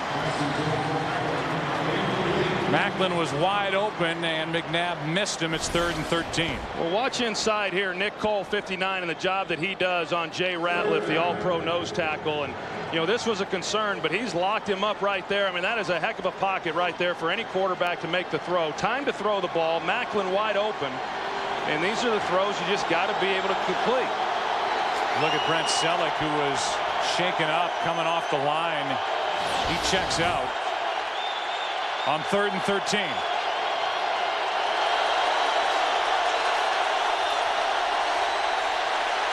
McNabb steps up and throws it into the ground with heavy pressure. DeMarcus Ware was in there for Dallas. And it's 4th down. I think Dallas defensively has just done a heck of a job for the most part of just throwing the Eagles out of sync. You know, when they do get something going, they have a penalty that then sets them back. But they've just not been able to string together enough good plays to get anything positive going. What a big difference maker for this Dallas defense of late has been Anthony Spencer and his progression. Here's Creighton on a hop. And he's wrapped up at the 48 by Chris Gokong.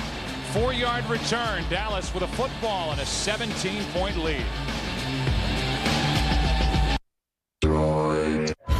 Does your phone surf the web? Does your phone surf the web with the speed and power of a pro surfer at Pipeline? Does it bring you the web in all its glory, in all its intended pixels, allowing you to reach the farthest expanses of its universe, deepest depths of its oceans, without getting as much as a grain of sand in your shorts? Droid does. Wave-shredding web speed. In a world of doesn't, Droid does. Right now, buy a Droid and get a Droid Eris free. Right here I have awesome little sensors that when I'm backing up, they beep, beep, beep. And I'm like, oh yeah, trash cans. So I just swerve around them. Like, thank you, car. Why don't you roll with me? Roll with me. Hey, Coach Mora! We're gonna throw a playoffs party in my backyard. Big screen TV, lots of cold, refreshing Coors Light. You kidding me? No! We're even gonna play touch football with the neighbors. I don't care who you play. Coach, there's going to be girls at our party. You think we should talk to them about the playoffs? Playoffs? Don't talk about it. Playoffs? The playoffs? Frost Brewed Coors Light, official beer sponsor of the NFL playoffs. Playoffs? You kidding me? Playoffs? Okay. Don't talk about it. I brought it up. And I initially wasn't going to get a hybrid. You know, I'm not a hybrid guy. I don't want to drive an egg. I want some power. But then we drove it, and I was like, oh, it's a car.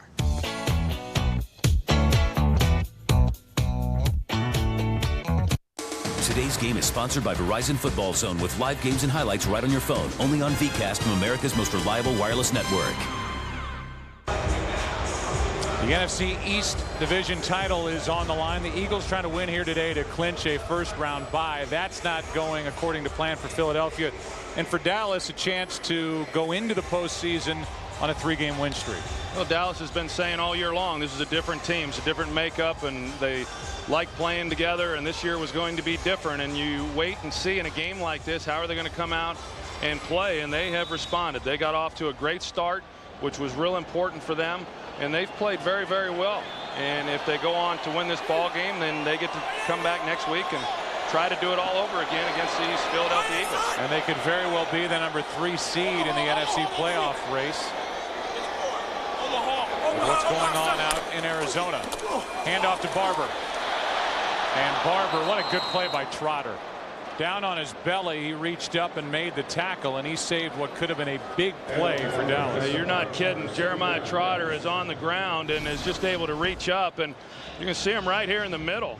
And he's going to come off, scrape off the edge, and they do a good job, Kozar does, of getting a block and getting him on the ground. And that's the tackle right there that we've seen more and more of on Marion Barber. You know, there was a time when you couldn't get him down like that, and he hasn't been able to make the first guy miss the way that he had just a few years ago.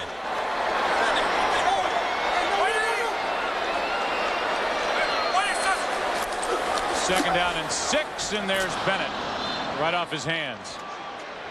We look at the NFC playoff picture, and the teams we know are in. Seeding is still up in the air. The Dallas Cowboys, the Arizona Cardinals, the Minnesota Vikings, the Green Bay Packers, the New Orleans Saints stumbling down the stretch, and the Philadelphia Eagles, who came into this game on a 6-game winning streak.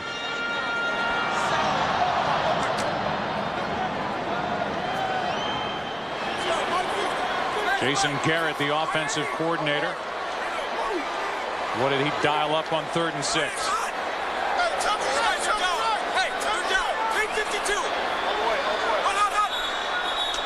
And play clock expired. Delay game. Offense. 5-yard penalty. It remains 3rd down. Let's check in with Kurt Menefee for a game break. 10 different scenarios for the Broncos to make the playoffs after that 6-0 start, but they all begin with a victory over Kansas City. Kyle Orton hooking up with Brandon Lloyd for a 44-yard score, set up a 1-yard No-Sean Moreno touchdown, and they're tied with the Chiefs 17-all in the 3rd quarter. Joe, Troy, and Pam.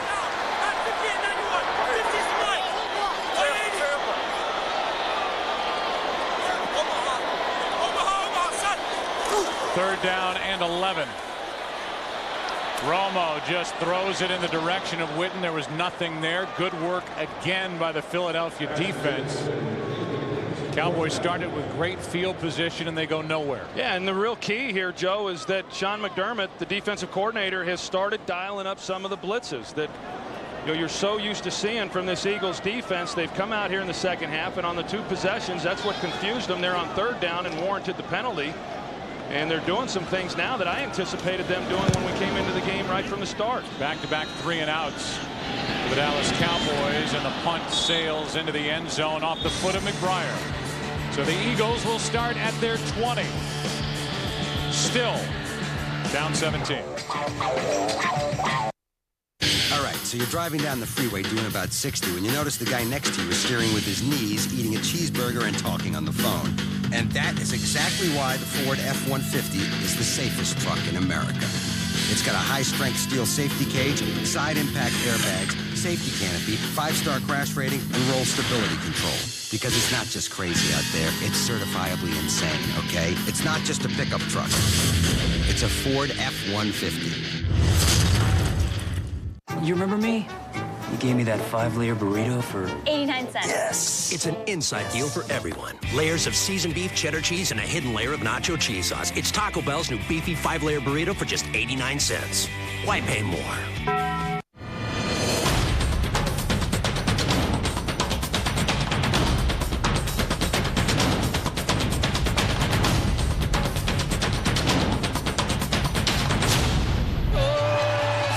January 12th. One of you will be the next American Idol. Be there when the next generation of talent takes the Idol stage. Some people have got it, and I think you may have it. American Idol, 2-hour premiere. Tuesday, January 12th on Fox. What kind of genius could conquer the toughest quiz show ever devised? This kind. It would be difficult to answer this question. Oh, come on. America's smartest child prodigies are coming to Our Little Genius. Premieres Wednesday, January 13th after Idol on Fox.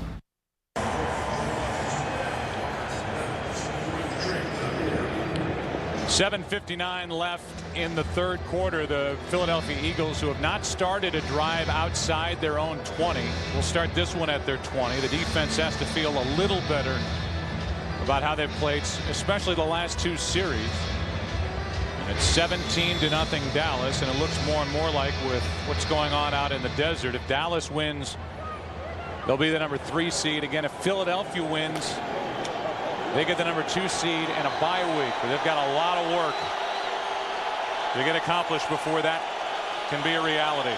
Down 17-0. Handoff is to McCoy. And LaShawn McCoy picks up 4. Already has the Eagles rookie rushing record. Brady James on the stop. There's the day for McNabb.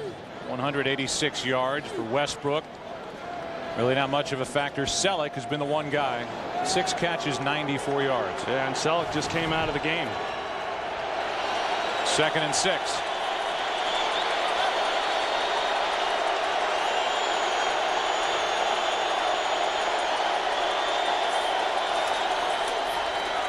Underneath, it's Weaver. Started to run before he made the catch. The throw was down at his knees. And it's 3rd down. Well, they've just not been in sync. And, you know, I know Eagle fans out there will look at all the opportunities that have been missed and the drop balls and the penalties and the chances they had for big plays. But this Dallas defense over the last 9 games has been outstanding in limiting teams to scoring points. 3rd and 6.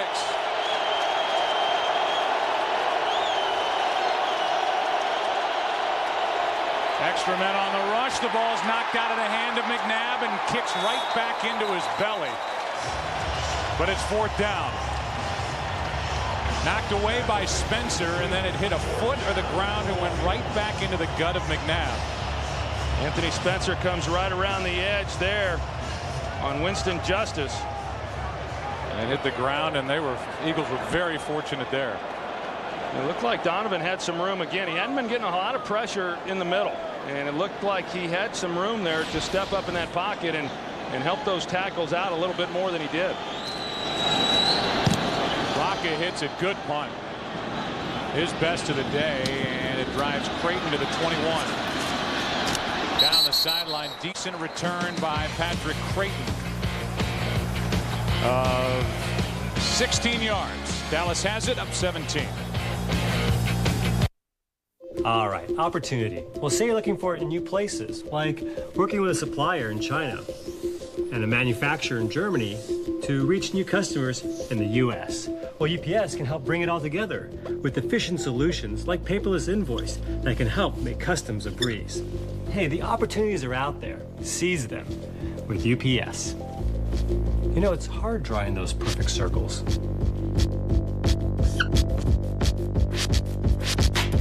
Welcome to the Now Network, only from Sprint, population 49 million. Right now, 180,000 people following 100 NFL players aren't receiving a single tweet. Surprise, surprise, they're playing football. 34,000 Sprint NFL mobile live users are making a last-second fantasy substitution. And another, and another. I got this, for real. And 1,600 players are using 15 miles of tape to protect 23 body parts on game day. For more NFL Now, join 1.5 million NFL mobile live users. Text NFL to 7777. Only from Sprint, the Now Network. All new medical mysteries. He's a drug dealer. The guy's probably late to his stabbing. All new revelations. Everyone in our building thinks we're gay. Oh, that is beautiful. All New House returns Monday, January 11th on Fox. For the first time, 1 week before the Super Bowl, the 2010 Pro Bowl. 86 NFL All-Stars on one stage in one game. Kickoff Super Bowl week in South Florida. McDonald's presents the 2010 Pro Bowl. Check your local listings or go to NFL.com.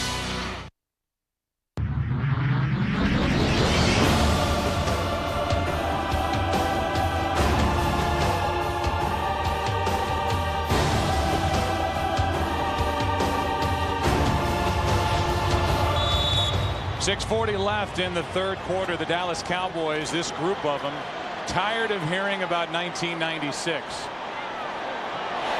It's the year the Dallas Cowboys last won a playoff game. It's the year the Dallas Cowboys last had a winning record after Thanksgiving in the regular season. They could do that with a win here today. Here's Barber. Gets knocked by Trotter, but Marion Barber picks up a first down and 14 yards. You know, that's where Tony Romo has gotten so good this year is utilizing the underneath checkdowns. And Philadelphia did a nice job really covering everybody down the field. But, you know, given the time to let Marion Barber get out from protection and come underneath those linebackers and, you know, turn a simple little pitch and catch into a nice game. Big hit by Barber. Good block after that catch by Jason Witten, who does it all at the tight end position for Dallas. First down. Little toss to Felix Jones. Room to run. Felix Jones still going. Felix Jones, touchdown Dallas, no flags.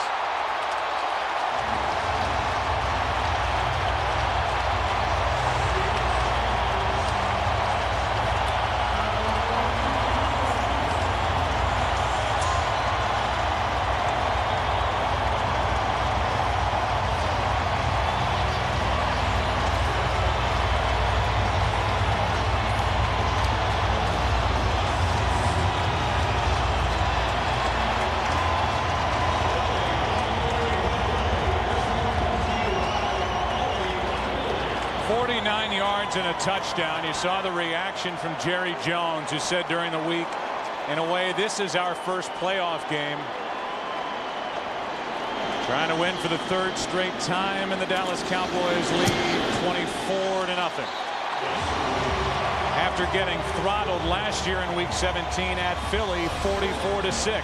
This is one of those big runs that they expect to see out of Felix Jones. He's finally healthy, and it's real simple, but good execution. But on the back end of this, Quentin Michael's in a position right there to make a play, and he just fails to come off of Jason Witten and make the tackle then on Felix Jones. And once Felix Jones breaks this tackle here, you know, he's got such great speed that even with inside-out pursuit, they're not able to get to him until he's well across the goal line. And a good job there by Doug Free, the right tackle, working all the way across the field and leading the way. He blocked Sheldon Brown, and then Felix Jones took care of the rest. And there's Quentin Michael, the starting strong safety, who was taken out of the play by Witten. So a 24-0 score, and the Dallas Cowboys have had fun moving the ball, with the exception of the two previous times they had it. Just about every time they touched it against the Eagles defense. Well, I like that. Felix Jones goes right over there on the bench and sits down right next to, you know, one of the big guys, Doug Free, who helped lead the convoy into the touchdown. So Doug Free getting his 7th straight start at right tackle. Mark Colombo, the Cowboys believe, could be back next week. Macklin takes a knee. Another touchback for Beeler. The Bull Bash continues tomorrow on Fox with the Tostitos Fiesta Bowl between Boise State and TCU, and concludes on Tuesday with a FedEx Orange Bowl game between Iowa and Georgia Tech. Bull Bash continues tomorrow at 7:30 Eastern, 4:30 Pacific, only on Fox. Ole Miss won here yesterday 21-7 here at Cowboys Stadium. And now the Dallas Cowboys are taking it to the Philadelphia Eagles. Deshaun Jackson with 1 catch. He had 2 the first time these two teams met for just 29 yards. And it's not like Dallas has really done much to take him out of the picture. It really has just been a lack of execution on the Eagles' part. They could get Bowen. Instead, they're going to say false start. Bowen came across. We saw this call earlier. See if they're going to get Bowen or if they're going to give it to the left tackle. Neutral zone infraction. Defense number 72. Moving into the neutral zone that caused the offense to false start. 5-yard penalty. It remains first down. I think that's a good call. We saw that earlier in the game with DeMarcus Ware against Jason Peters, and now it was Bowen. Well, I think if you look at Dallas defensively right now, I mean, at 24-0, and I was talking about their play here in the last 9. Only one time in the last 9 games has the Cowboys given up more than 2 touchdowns defensively, and so right now this is not looking very good for the Eagles.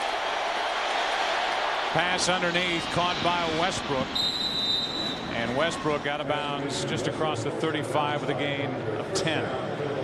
Bobby Carpenter forced him out. For the Eagles this season, set a new team record. They beat the record that they put up last year for points scored in a season, 429. They've been shut out here today. That's how well this Dallas defense is playing.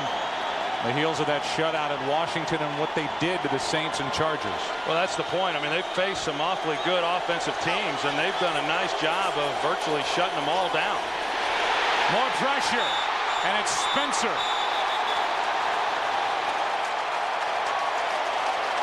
Anthony Spencer has made the biggest difference on this defense as the year has worn on, and he has now 5 sacks in his last 6 games. Yeah, you're going to see a little bit of a twist here up front by Anthony Spencer, and because of that they turn him loose, and that's one of the things when you do have to shuffle the interior guys. Those are the things that you generally miss, and Anthony Spencer, who has been good all season long, but right or wrong, he's judged on sacks, and his first one this year didn't come until the 11th week of the season. I'll tell you, since then he has been getting after the quarterback. McNabb on 2nd down is going to run. Slides down up near the 34, a gain of 7. That's something, Troy, you talked to Anthony Spencer about. It's like a home run hitter going up just thinking about hitting home runs as we go back to that play. Yeah, you can take a look at Deshaun Jackson right here, and I've noticed this now on a few routes that he's been running. It just doesn't look like he's, I don't know if he's just not healthy or what exactly is going on, but sometimes if you're not one of the reads within the progression, you don't come off as hard. Nothing wrong with that. But on a number of occasions, it does not look like he's been as explosive as what we're used to seeing from him. Now 3rd down, 12. Here's Selleck underneath, and he's brought down at the 36, a gain of 2 by Skandrick. And here's where Donovan McNabb was wanting to go to the football. They're going to run a post corner route, with Deshaun Jackson on the outside, one-on-one with Mike Jenkins, and that's a lot of respect right there on the corner. But because of the timing, Donovan McNabb didn't sense the urgency on Jackson's part, and so he ends up coming underneath. But that should have been a very easy pitch and catch by those 2 players. 3.5 to go in the 3rd quarter. Rocca hits it. Creighton on the return. Gets around Jose Leo Hansen, and it gets popped on the sideline. No flag is thrown, but the official is Joe Mays. They were right on top of it. I'm not so sure there should have been a penalty, because if you're going to get out of bounds, you better get out of bounds. I mean, Patrick Creighton was pretty casual.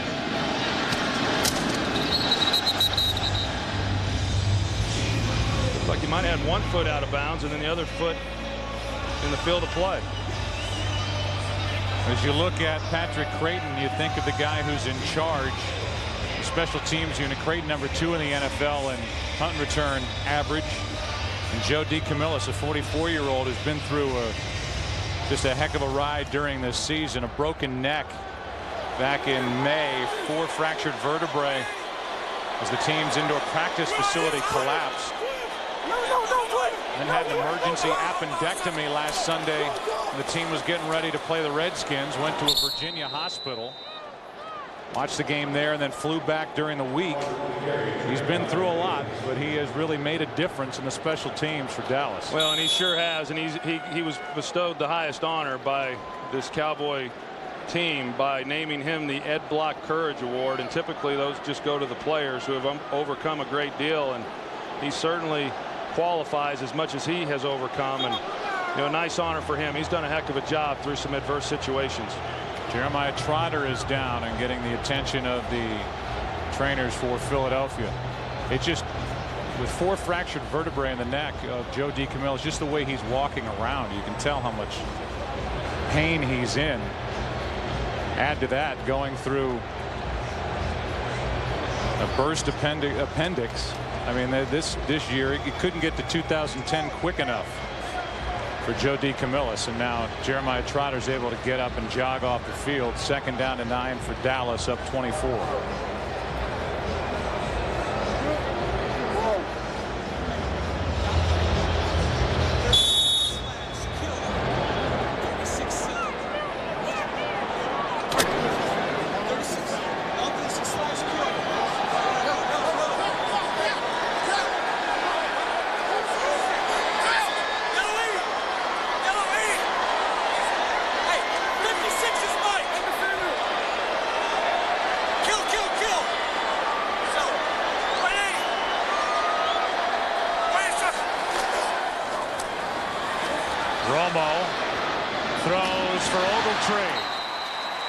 Kevin Ogletree, an undrafted college free agent and a rookie, good for 15 yards. You're going to hear Tony Romo yell 56, 56.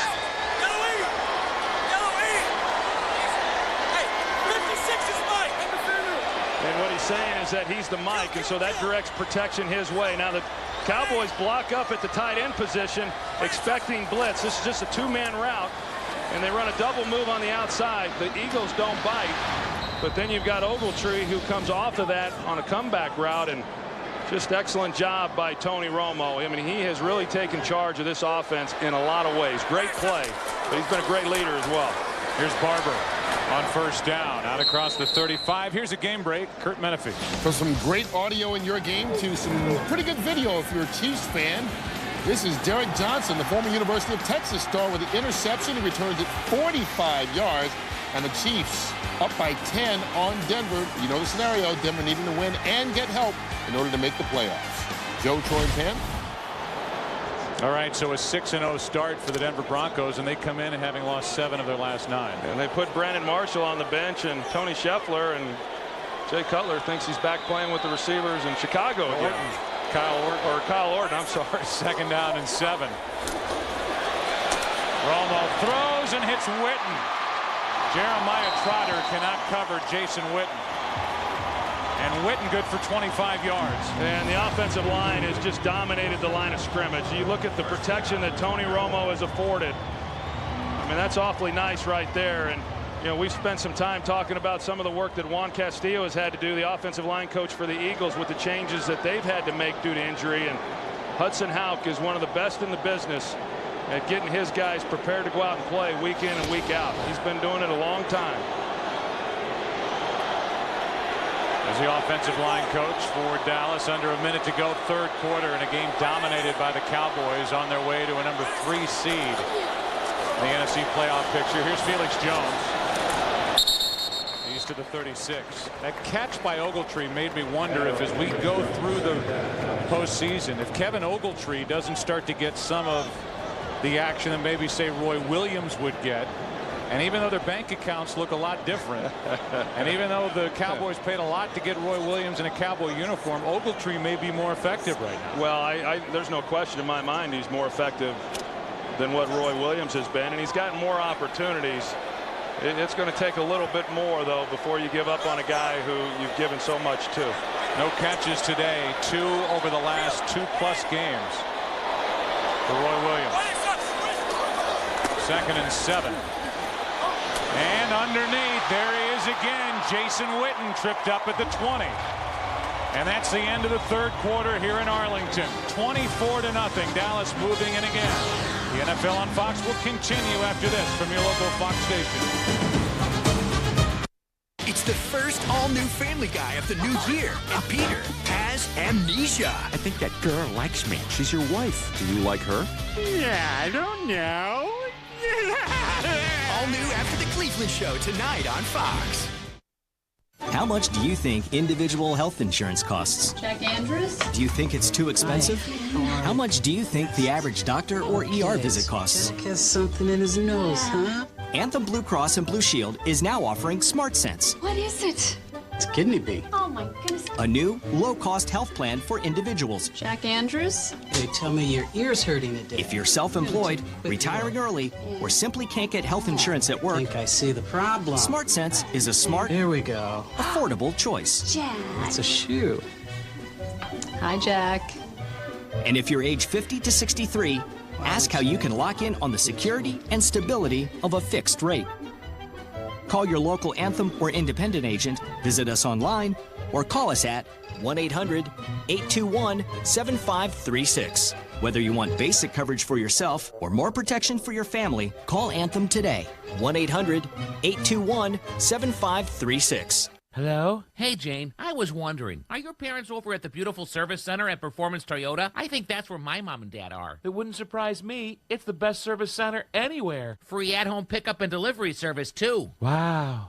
Only Performance Toyota is open 7 days for service, along with 30-minute oil changes and tire rotation. And right now, you can get an oil change for just $9.95. You can really count on Performance Toyota to put a smile on your face. Funniest Home Videos, weekdays at 3 on Fox 19. Philadelphia Eagles came in with visions of a first-round bye, a number 2 playoff seed in the NFC playoff picture, and the way this has gone and what's happened in the desert, they would be a number 6 seed at the end of the day unless they mount a tremendous rally. Start of the fourth quarter, first down for Dallas. Toss to Felix Jones, rolling to his right. No gain.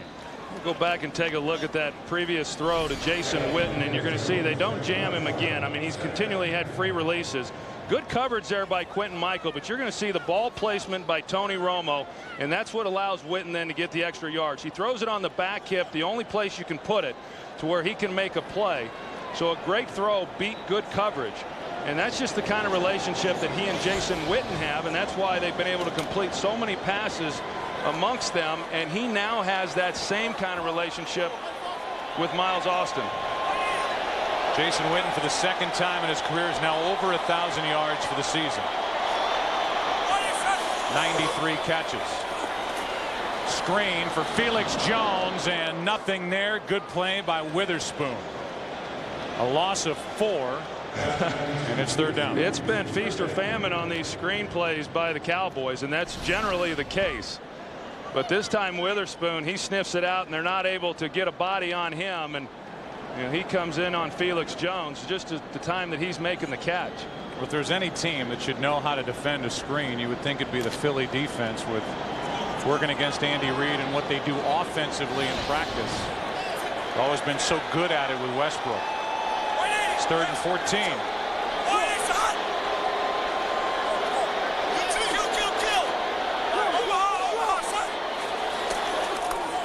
Handoff to Barber as Romo fell down, and Macho Harris is taken for a ride. A gain by Barber of 12. It's 4th down, and the Cowboys can get another look at their new kicker, Sean Sweezum. The irony of Sweezum being a Cowboy is that he missed only 3 times with the Washington Redskins, but 2 for Washington in a game here. Basically handed Dallas a 7-6 win, and then a miss at home against New Orleans, which could have ended their undefeated season earlier than it ended. Cowboys beat him to end that streak. He was out of a job, and now after Nick Folk, who missed 7 of his last 11, was cut. Here's Sweezum, who used to be a Cowboy, and now he pulls this one wide left. So Sweezum hangs his head as he misses a 30-yarder. New guy, same result. Still 24-zip, Dallas.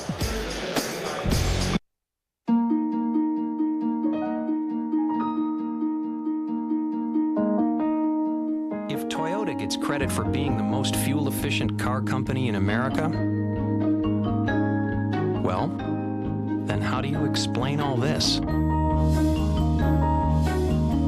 Chevy Malibu, Cobalt, Silverado, and the all-new Equinox. Compare them to anyone. May the best car win. AT&T is the nation's fastest 3G network, so you can download faster on your smartphone than Verizon. To prove it, I'm downloading myself on both networks at the same time. AT&T download's done. Verizon, sorry, your time's up. This AT&T download. Hi. When you compare, there's no comparison. No, this... AT&T. That's just not right. A better 3G experience. Get 50% off all BlackBerry smartphones after mail-in rebate. He came back for another shot at the playoffs. You can too. NFL.com Fantasy Playoff Challenge is back. It's free. And you could win a trip to Super Bowl 45. You thought the fantasy season was over. Sign up now at NFL.com/fantasy. You want the NFL? Go to the NFL. Today's game is sponsored by Youth in Revolt, starring Michael Cera, in theaters Friday, rated R. By Subway, famous $5 footlongs like the Piled High BLT, $5 all day, every day, only at Subway. And by Bud Light, with the just right taste that's not too heavy, not too light. The difference is drinkability.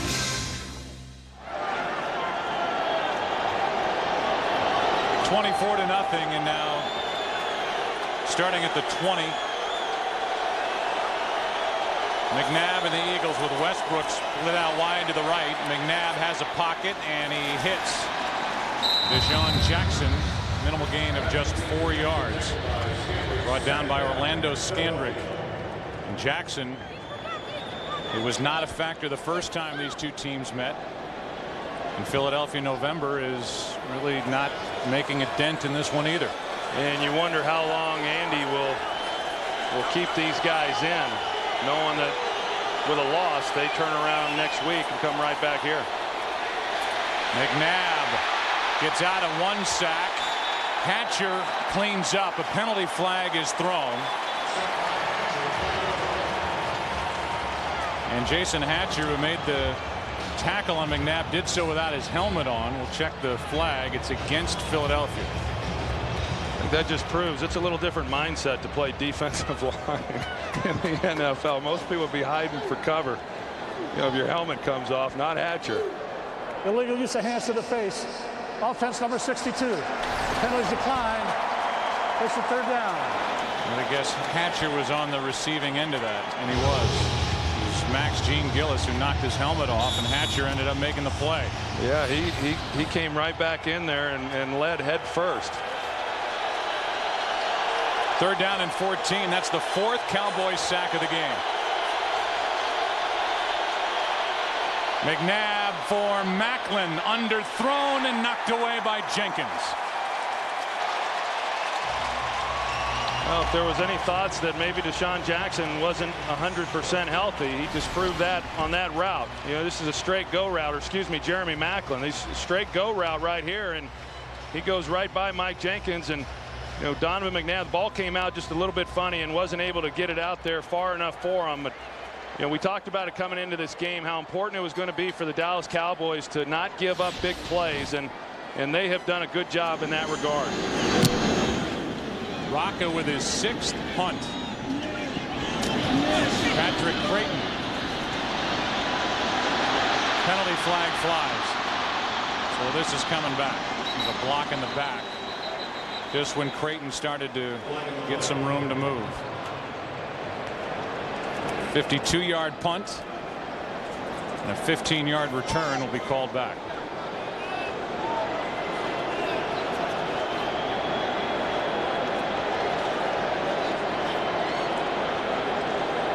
During the return, illegal block in the back. 89 of the return team. 10-yard penalty. First down. That's John Phillips with a block in the back. Cowboys have the football. And they've had all the fun. Up 24-0. Hey, babe. So are we ready? Almost. I got you a little something. Oh.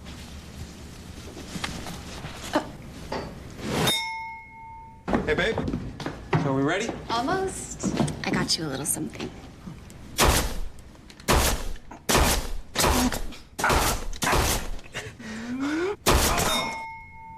Not too heavy, not too light. Bud Light. The difference is drinkability. Let me fix that zipper for you. We're good. Oh. If a car wants to impress you, then maybe the car should make a guarantee.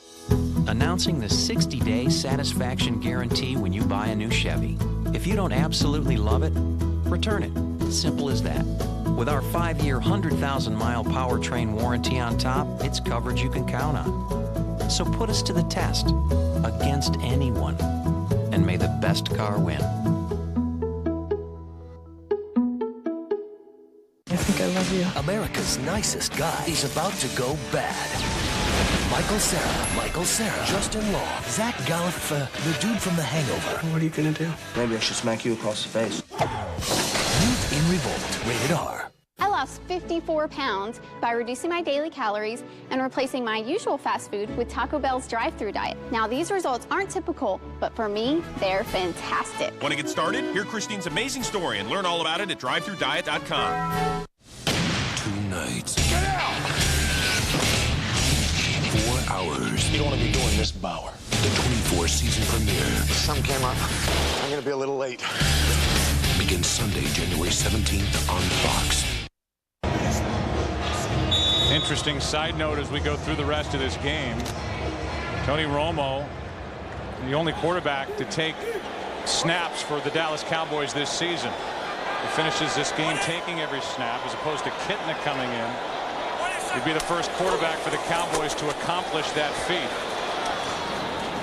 Here's Felix Jones over the left side, but I think you bring up a good point really on each side. I mean, it's 24-0. Cowboys will run some clock here, try to whittle it down, and this will be a matchup that will happen again next week in the playoffs in this stadium, it appears. Yeah, and another game, and then for Dallas, assuming they go on to win, then they had swept them in the regular season, and then to turn around. I mean, it's hard enough to beat a team 3 times in 1 year, but to beat them twice in 2 weeks. I mean, that's it'll be interesting then to see what these coaches decide to do here real quick. Romo goes down, and that's the last thing the Cowboys want to see is Romo on the ground. Mike Patterson in there to make the play, a loss of 4 on a sack, and that's the first Eagles sack of the game. That's how well Tony Romo has been protected here today against what is usually the fierce pass rush of the Philadelphia Eagles. Yeah, and if these two teams do play again next week, I think we'll see what the Eagles did here in the second half. We'll see them start that way in the second half. And in talking with Dallas, they anticipated a little less blitzing than what they had seen from Philadelphia in the first game. But I know that they were not anticipating that there would be only 5 blitzes in the entire first half. 3rd and 15. Romo trying to set up a screen, nothing out there, and now it's 4th down, and Romo is laying on the ground.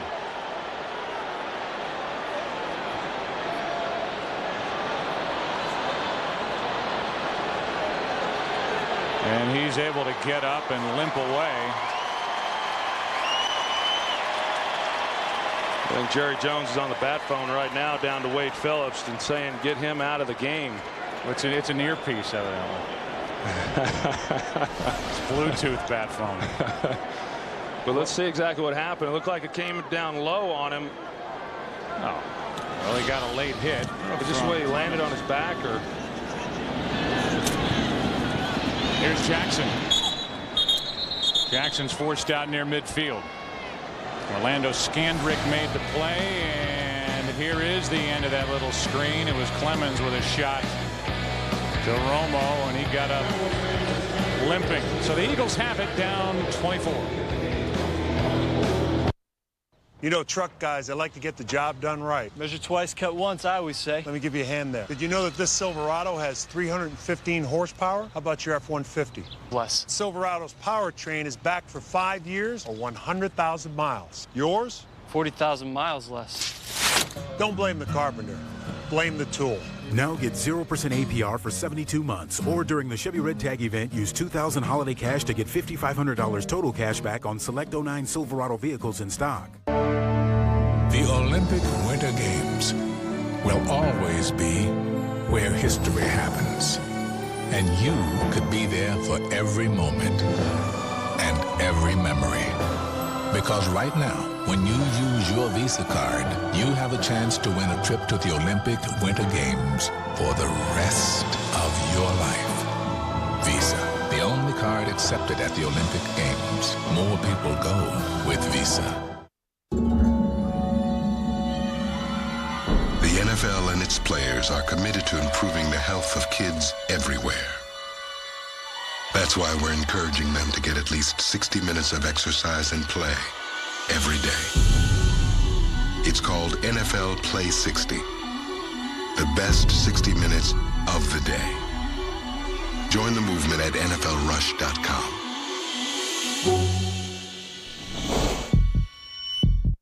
Today's game on Fox is sponsored by Chevy and their award-winning cars, trucks, and crossovers. Tony Romo is up, limping around. We were here earlier in the year when the Cowboys took on the Washington Redskins, and Romo left that game briefly with an issue with his low back. Well, he just grabbed the hat and pointed at John Kitna and said, "You're in." Out of the shotgun, it's McNabb who gets away from Spencer and is able to throw it away. You know, you and I came on the air today, Troy, talking about, with a look at the NFC playoff picture, who was the hottest team heading into the final weekend of the regular season, then the playoffs. We both thought Philadelphia with a 6-game winning streak, and now with what's happened here today, maybe it's the Dallas Cowboys. Well, I think you'd have to say it is. I mean, really, and I thought that coming into this game would determine then, you know, who was the hottest team as you go into postseason. Here's Westbrook, and he gets nothing, brought down by Bowen. But the one thing about it, and it's been discussed, and these players in Dallas understand it, that this is a nice accomplishment to win the NFC East. Not easy to do. Competitive division. But now they have to come back next week in a playoff game and win their first playoff game in a long time. And if they fail to do that, then it certainly will take away from what they did here today. And the Eagles, that's not area they're unfamiliar with. Last year as a number 6 seed, they made it all the way to the NFC Championship game. They're headed to a number 6 seed again as on 3rd and 10, McNabb throws down the middle off the left hand of Avant. And incomplete. It's 4th down. And I'd be real surprised if we see Donovan McNabb or a number of these players any longer in the second or in the rest of this ball game. And when you think about this division, this will be the 13th time in the last 18 years that either Dallas or Philadelphia has won the NFC East. The Eagles have not been shut out in their last 68 games, and in the history of the Dallas Cowboys, they have never had back-to-back shutouts. That's how well this defense is playing.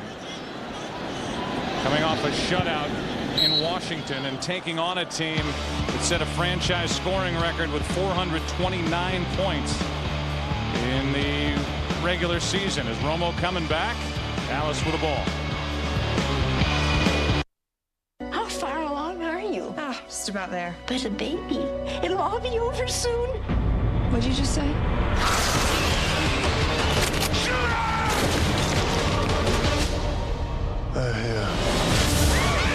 They just want the child. Why me? Your child is the only hope humanity has of surviving. Legion. Are we safe now? No. Rated R, January 22nd. Well-informed people are considering Chevy Malibu. You a cop? No. You didn't hear from me, but this Malibu, it offers better highway mileage than a comparable Camry or Accord. Estimated 33 highway. I saw that on the EPA site. So how come the Malibu costs so little? It's a Chevy. You have cop hair. Now get 0% APR for 72 months, or during the Chevy Red Tag event, use $1,000 holiday cash to get $3,000 total cash back on select 09 Malibu vehicles in stock. Fact, it's got more beef than a fried McDonald's double cheeseburger. We think it's got more taste too, but that's more like an opinion. The quarter-pound double cheeseburger, bigger than McDonald's and now just $1, only at Burger King.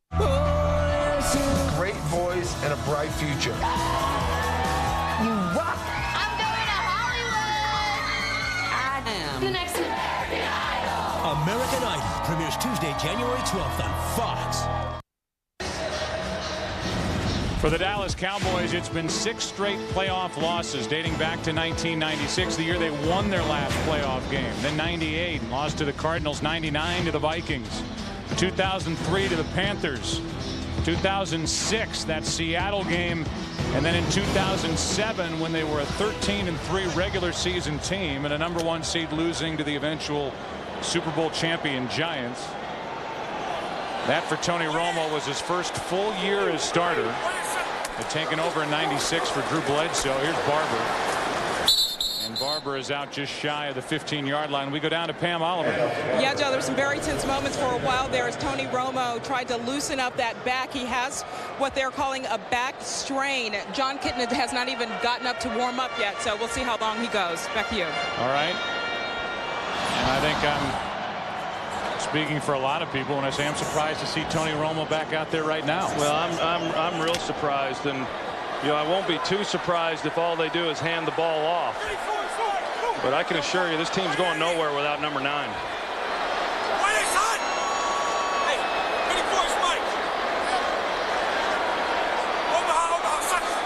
Second and 7. Play action. Romo steps up and down the middle, hits Miles Austin, who has a first down, so they're still throwing it. Here's a game break, and Kurt Menefee. And Chris Johnson is still running it on this 4-yard run. The Tennessee running back becomes the 6th player in NFL history to gain 2,000 yards rushing in a single season. He's got 134 on the day, officially 2006. Congratulations to Chris Johnson. By the way, in that game, Seattle's on top 13-10. Joe, Troy, and Pam. All right, Kurt. Wipes away my man, Earl Campbell, off the top of that list. Well, hey, congratulations to him. What a heck of a season he has had, and well earned. I mean, that is, people talk about a 1,000-yard season. That's not what it once was, but 2,000 yards now, that's unbelievable. Here is Felix Jones looking for somewhere to go, and he ends up losing 3. Quentin Michael there to make the stop. First guy there was Foku. You think about the Dallas Cowboys and where they were even the last time they went into the playoffs. They won the division in 2007. They started that year 12-1, but they ended the year losing 2 of their last 3. They had the bye week. That was the Tony Romo's in Cabo week, and they come back and lose to the New York Giants. We showed you that last play, the interception thrown to McQuarters at the end of that game. This is a team now with a hot quarterback and a defense that's playing some of the best football in the NFL. Second down and 12, and Marion Barber is thrown down by Darren Howard. Penalty flag on the play.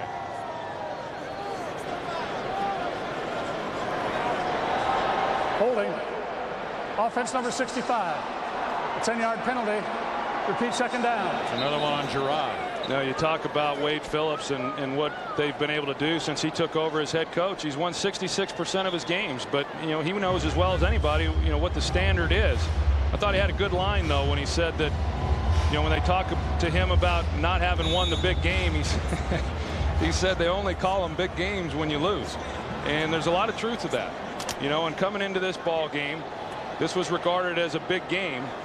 And so he needs to win the biggest game, and he certainly needs to win a game in January. But this is a nice win for Wade Phillips and his Cowboy organization. Phillips, who was 0-4 in his career during the postseason as a head coach. And now Romo throws, pass caught by Witten.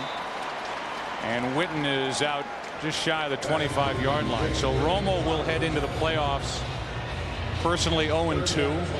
And his head coach, Wade Phillips, will head into the playoffs 0-4, and Romo, even at the end of that little dump-off pass, took a shot to the back. Well, and you talked about it, some of the injuries that he has had, and he's had to nurse his way through. He had the ribs earlier in the year. He had a contusion to the back, so that becomes a problem, and he is moving very gingerly.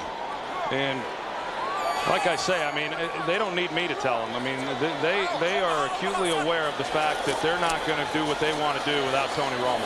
Romo throws and hits Patrick Creighton, who's had a big game. It just got bigger as he's down inside the 45. 32 yards after going around Jose Leo Hansen.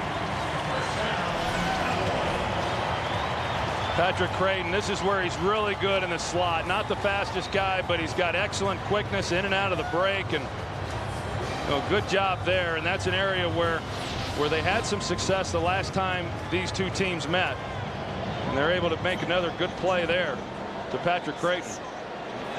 We welcome in a new audience joining us here. It was a battle for the NFC East. The Dallas Cowboys have been in control since the beginning. First possession, got it into the end zone, and now Romo hands off. That's Felix Jones, who's been busy here today. And we go through a recap. The Eagles had in front of them a chance for a win and a first-round bye. That won't happen. Jason Witten got the first points. Patrick Creighton got the second touchdown for Dallas. Field goal mixed in, a red zone turnover by the Eagles. A missed field goal try by Akers, and then a 49-yard touchdown run by Felix Jones. And it's 24-0 as the Dallas Cowboys will be the number 3 seed. Donovan McNabb and the Philadelphia Eagles, the number 6 seed, and these two teams will have a rematch here next weekend. Felix Jones plows his way to the 35. And we look at the record, Troy, over the last 3 games for these teams headed to the playoffs. In New Orleans, to that 13-0 start, they've lost 3 in a row. Yeah, today's I don't think meant too much, but there's some real concerns, and they've got to get healthy. And you talk about Dallas. I think right now Dallas is exercising some demons from last year. That loss that they took in Week 17 to Philadelphia, it had a lasting impact on them, and they felt that they were able to overcome that to a certain degree in the win at Philadelphia earlier in the year. But they're hoping that after this win they can put that entirely to bed. Marion Barber on third down gets nothing. Don't forget we have the OT presented by Lowe's after our action here in Arlington. Kurt, Terry, Howie, Michael, and Jimmy bring you exclusive interviews, extended highlights, and a look ahead to next week's action in the playoffs. America's #1 post-game show, the OT, presented by Lowe's, coming up after the game only on Fox. And the largest video board in captivity has gone dark here in Arlington. In fact, all of the scoreboards are out. There's been a power outage. Maybe Jerry stepped on the plug or something. That's the first time I've seen Jerry Jones stand up today. That will get your attention. Now it's back on.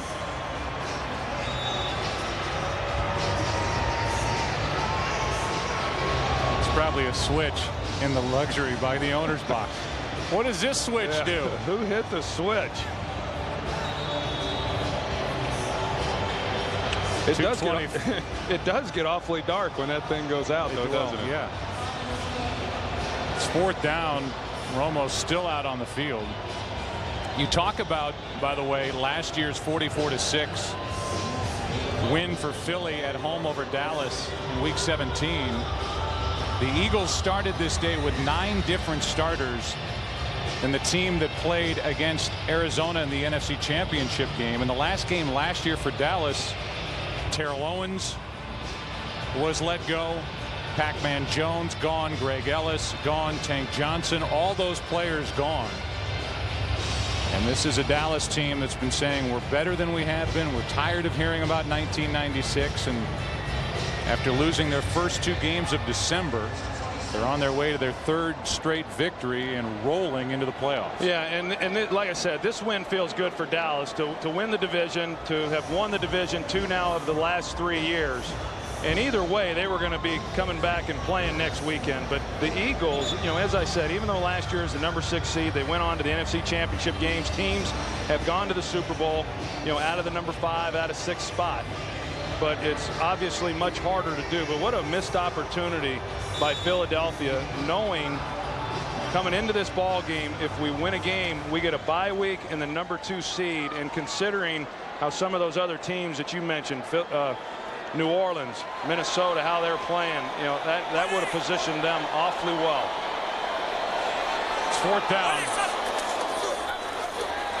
And Romo has to buy some time, and down he goes.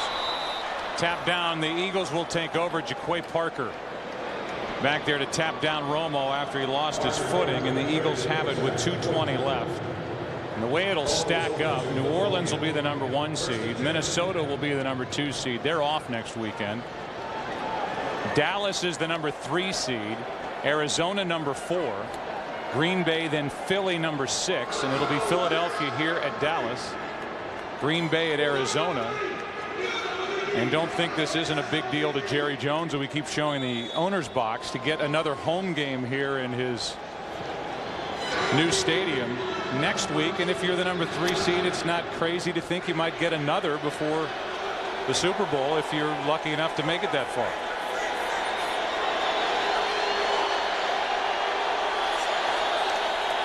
.220 left. McNabb still in the game. And it's Macklin on the catch, out of bounds with a Philadelphia 1st down. The way this thing is seeded out, as you said, Joe, you're right. I mean, as the number 3 seed, it's not unrealistic to think that there's a real good chance that you wind up getting, a game back in Dallas. The way, to go back, all we can go off of is how teams have played up to this point. Dallas clearly playing very good football here over the last 3 weeks. Prior to this game, Philadelphia had been. New Orleans, there's some concern. Minnesota came back, played well, but they haven't been hitting on all cylinders either. Now McNabb's trying to avoid a sack. Penalty flag is thrown. Looks like a hold, and Avant drops the football. And it is a hold against Philadelphia, and a lot of the starters, including McNabb, still in the game. Even though these 2 teams will meet next week. Holding. Offense number 29. 10-yard penalty. Repeat 1st down. I mean, when you see Donovan McNabb scrambling around, as we've seen Tony Romo scrambling around in a game that's 24-0, and you've got a playoff game coming up next week, I don't understand the point why McNabb or Romo's still in the ballgame. It doesn't seem worth it. Well, I agree. I mean, Andy Reid's been at this a long time, as has Wade Phillips. I mean, there's got to be some reasoning behind it all. But as I said about Tony Romo, well, same holds true with the Eagles. They're not going anywhere without Donovan McNabb either. McNabb, who missed 2 games earlier in the season as Kevin Cobb showed what he could do. McNabb missing games with broken ribs. We're at the 2-minute warning in Arlington. All smiles for the Cowboys, who are on their way to the NFC East title. Today's game on Fox is sponsored by Sprint, official wireless service sponsor of the NFL. Welcome to the Now Network. Franny, Matt, and James just got 3 of Sprint's best 3G phones. Franny has the Palm Pre, which runs multiple apps at the same time. Franny! James the Jet Setter can call from just about anywhere in the world with the International BlackBerry Tour. And Matt has the customizable HTC Hero with Google, giving him access to thousands of apps. Bringing you the first and only wireless 4G network, as well as the most impressive lineup of phones. Sprint, the Now Network. Defensive ends Michael Strahan and Justin Tuck. Justin here has good hands, and with them, he'll present the hand signal for the delicious $5 footlong. Well done. And while waiting in line to order a $5 footlong, remember, no holding, encroachment, illegal contact, and when you take your first bite, no excessive celebration. Please stop that. Celebrate your favorite Subway famous $5 footlong, like the Flavor Pack BLT or the Black Forest Ham and Cheese. Subway, eat fresh. People think that Honda is always the most fuel-efficient choice. Well, the Chevy Cobalt XFE has better highway mileage than a comparable Honda Civic. The Chevy Traverse has better mileage than a Honda Pilot. The all-new Chevy Equinox has better mileage than Honda CR-V, and Chevy Malibu has better mileage than Accord. However, Honda does make something that we just can't compete with. It's self-propelled. Chevy, compare us to anyone and may the best car win.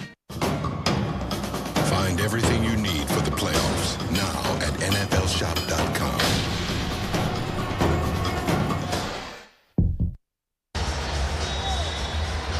Emmitt Smith hugging Jerry Jones with John Daly in front. Where's the rest of John Daly? How much weight has he lost? What's going on in the owner's box? They are hugging and wearing hats that say NFC East champions as McNabb is flushed out of the pocket and throws it away. As this defense, this defense for Dallas wants back-to-back shutouts, something the Cowboys organization has never accomplished in its history. 3rd down and 11 for Philadelphia. Well, hey, we talked about the job that they have done, and teams move the ball on them. It's not like they're an overly dominant defensive group and nobody can move the football, but teams just are not scoring. When teams start getting near the red zone and as far as not giving up big plays, they are awfully good, and they've made it hard on some of the top offensive teams here in recent weeks to put points on the board. McNabb guns it over the middle on 3rd down, and the pass is incomplete. Selleck had it for a moment and lost it. I tell you, they're going to have to get that part of their game fixed here in the next 7 days, because there have been a number of drops, and then they have failed to, as we've pointed out, the big plays. And if you're going to throw the ball the way the Philadelphia Eagles do, if you start dropping the ball, then you're not going to have any success, and that's been the case here today. Certainly our producer Richie Zients, our director Rich Russo. I want to thank our entire crew. A lot of people doing double the work, working the Cotton Bowl here yesterday at Cowboys Stadium and staying on to help us cover this one between the Eagles and the Cowboys. It's now 4th down and 11. McNabb airs it out. Macklin downfield, and it's incomplete. Cowboys take over on downs. Jenkins was there defending for Dallas. It looked like Macklin was looking at Hamlin, and Hamlin was looking at Macklin. Of course, Jenkins is in coverage, but right there, Macklin's looking at the safety the entire way. He's not even trying to make a play on the ball. That makes it even tougher to catch it when you're not looking at it. His eyes were on Hamlin the entire way. And Jenkins finishes off another strong day. Deshaun Jackson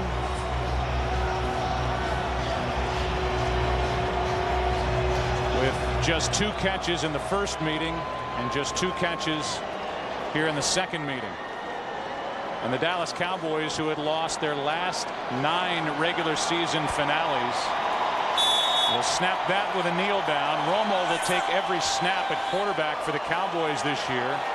First Cowboys quarterback to accomplish that feat.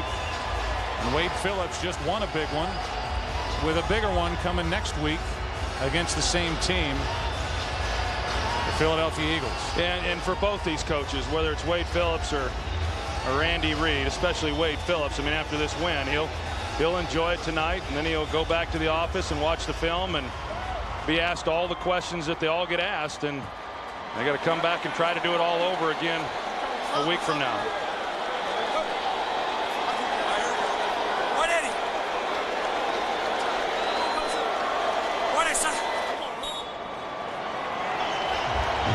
Need one more kneel down before the end of this game.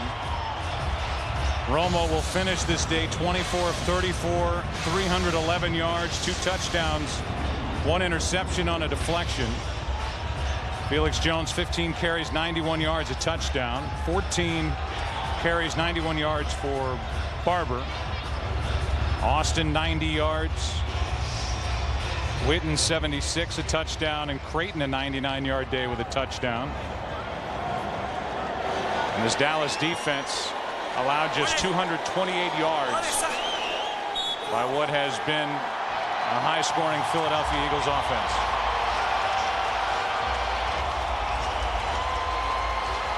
Cowboys win the NFC East. They're the number 3 seed. With the playoffs starting next weekend. We'll take a break. We'll come back and then get you to the OT after this.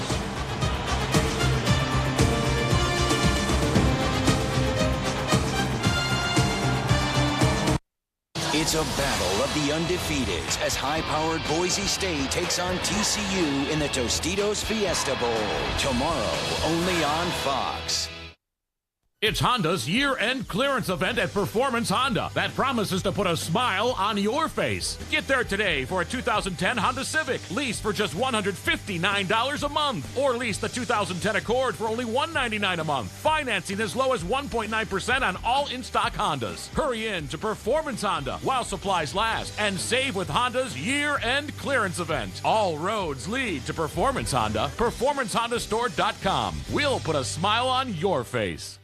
If you're looking for the home of your dreams, or even your first home, you need to visit CincyHomeTracker.com. It's the Tri-State's most comprehensive website for home buyers. Cincy Home Tracker provides basic housing information, photos, and video tours, as well as interactive mapping. You'll also find helpful home improvement tips, lists, and profiles of local agents, and much more. Cincy Home Tracker has all the tools you need to start your search. Find your next home without ever leaving your house. CincyHomeTracker.com, a product of Fox 19. Next time on the Fox 19 Morning News, we'll sort out the Cincinnati Bengals playoff picture. Plus, we go behind the hits with the rock band Shinedown.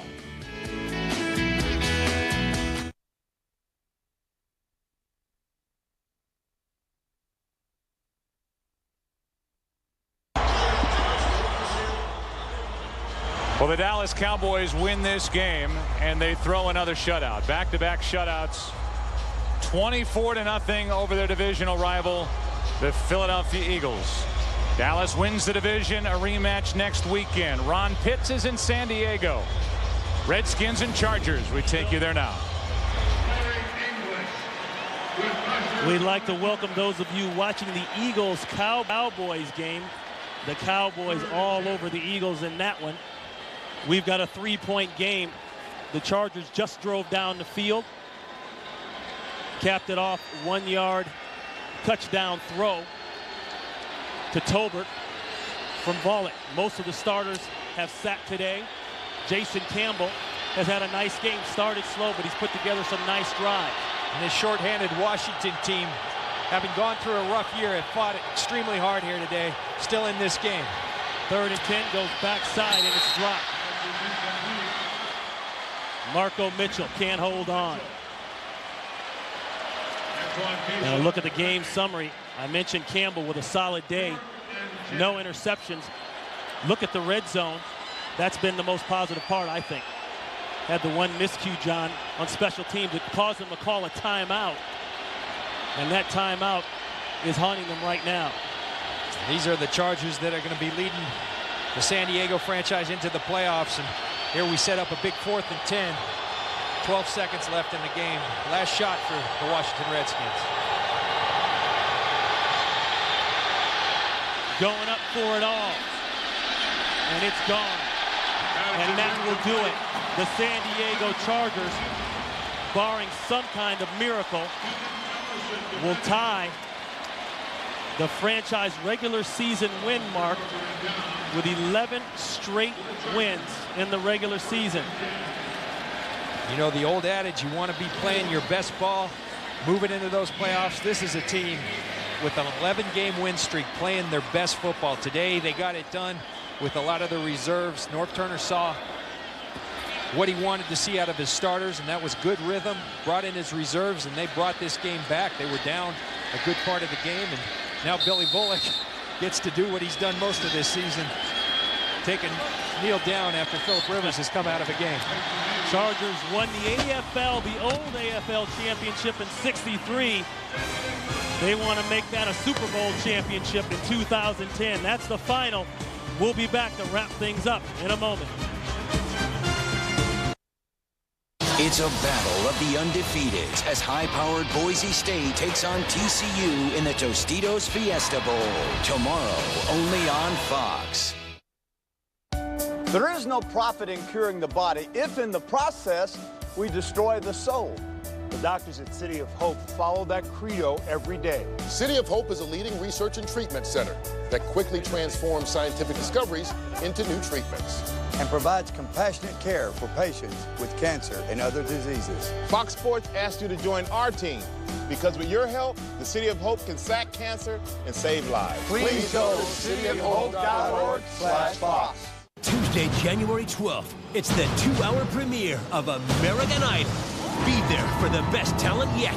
I've been really trying, baby. the most arrogant contestant ever. Why are you here, Andrew? Should be fairly obvious. And you won't believe how it ends. You got tears in my eyes now. And which singer will have the judges raving? 5 bazillion said yes. American Idol, the premiere event, Tuesday, January 12th on Fox. Big Ten powerhouse Iowa takes on ACC champion Georgia Tech in the FedEx Orange Bowl. Tuesday, only on Fox. To wrap it up for the season, the Chargers 23, the Washington Redskins 20. And here's today's unbeatable play of the game, brought to you by Walmart. The Chargers down. Washington stops in the backfield, but Billy Bullock to a seemingly unguarded Mike Tolbert for the touchdown to win the game. Charger fans have seen that before. Billy Bullock winning games. Walmart, save money, live better. The OT is up next, presented by Lowe's. But for now, for John Lynch, Michelle Turner, and Ron Pitts, so long from San Diego. Once again, the final. The Chargers 23, the Redskins 20. So long, everybody, and Happy New Year.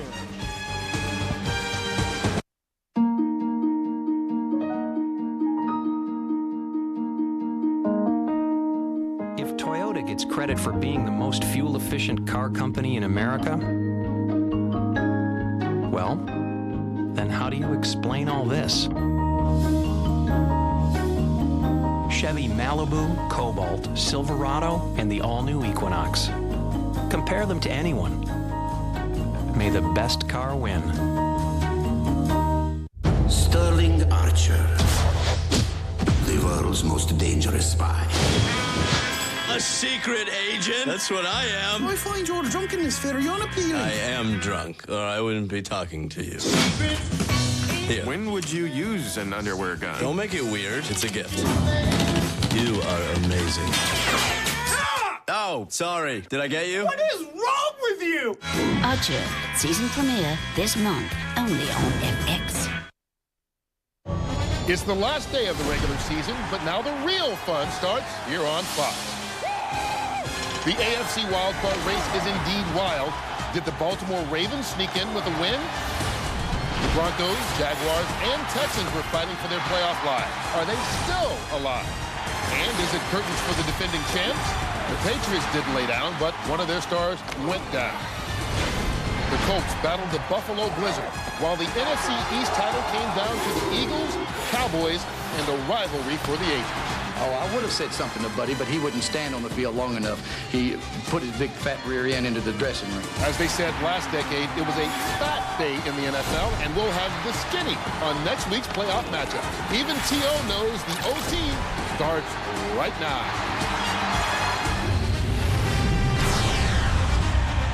It's the OT, presented by Lowe's. Let's build something together. And welcome to the OT, presented by Lowe's. Let's indeed build something together. Together with my partners, I'm Kurt Menefee. Time to get this train rolling and get right to the highlights. Let's get this train rolling and get right to the highlights. Big game today. Fox, Philadelphia, Dallas. This, my friends, is determined placing and seeding and who wins NFC East. Romo finds his tight end Jason Witten, 7-0. Cowboys off and running early. Throwing, I should say. Romo pump fake. Then down the sideline, Patrick Creighton, 14-yard touchdown, 14-0 Cowboys. Cowboys impressive on this day, both Felix Jones and Barber rushing for 91 yards. 49 of Felix Jones' rushing yardage came on this touchdown run, covering 49 yards, 24-0. Dallas Cowboys win the NFC East and will host the Eagles next Sunday. All right, New York Giants at Minnesota, Brett Favre. 40-year-old Favre back, 10-yard touchdown pass to the crossing route of tight end Vasante Shenko. 7-0 Vikings over the Giants. Second quarter, Adrian Peterson out of the eye, straight up the gut. 1-yard touchdown run, 17-0 Vikings. Then Favre, 12-yard pass. This is the gorgeous throw. Looks like he threw it, but it was a bad pass. This is a great underthrow, great concentration by Rice. 9th season with 30 touchdown passes. That's Brett Favre, 44-7. Vikings beat the Giants. Green Bay at Arizona. Arizona resting many of their starters. Primarily, this is the quarterback, Matt Leinart, as he is picked off by Charles Woodson. Woodson returns it for 45 yards for the touchdown. His 9th interception on the season. League's tied for the lead in the National Football League. pass, 33-7. The Green Bay Packers beat the Cardinals. New England and Houston. Brady to Wes Welker. Welker injured MCL and ACL on his left knee. He is out for the season now, 7-0 at this point. Houston. Then Brady. Then this ball, by the way, picked off by fumble by Bernard. Then Brady back, firing down the left sideline. Interception. This one picked by Bernard Pollard. And then 4th down out of the eye. Arian Foster, 3-yard touchdown, 34-27. Houston beats New England. Pittsburgh and Miami once again. Playoffs still on the line for the Steelers. Roethlisberger back to the rookie Mike Wallace, 54-yard touchdown, 14-7 Steelers over the Miami Dolphins. Pittsburgh on the road. Then it's Pat White hit by Ike Taylor. Left the game with a head injury. At the point, 24-10, Steelers up by 2 touchdowns. 4th quarter. 3rd-string quarterback Tyler Thigpen in. Avoids the sack, finds Devon Best with a 34-yard touchdown, 27-24, 36 seconds left in the game. Last chance for the Dolphins.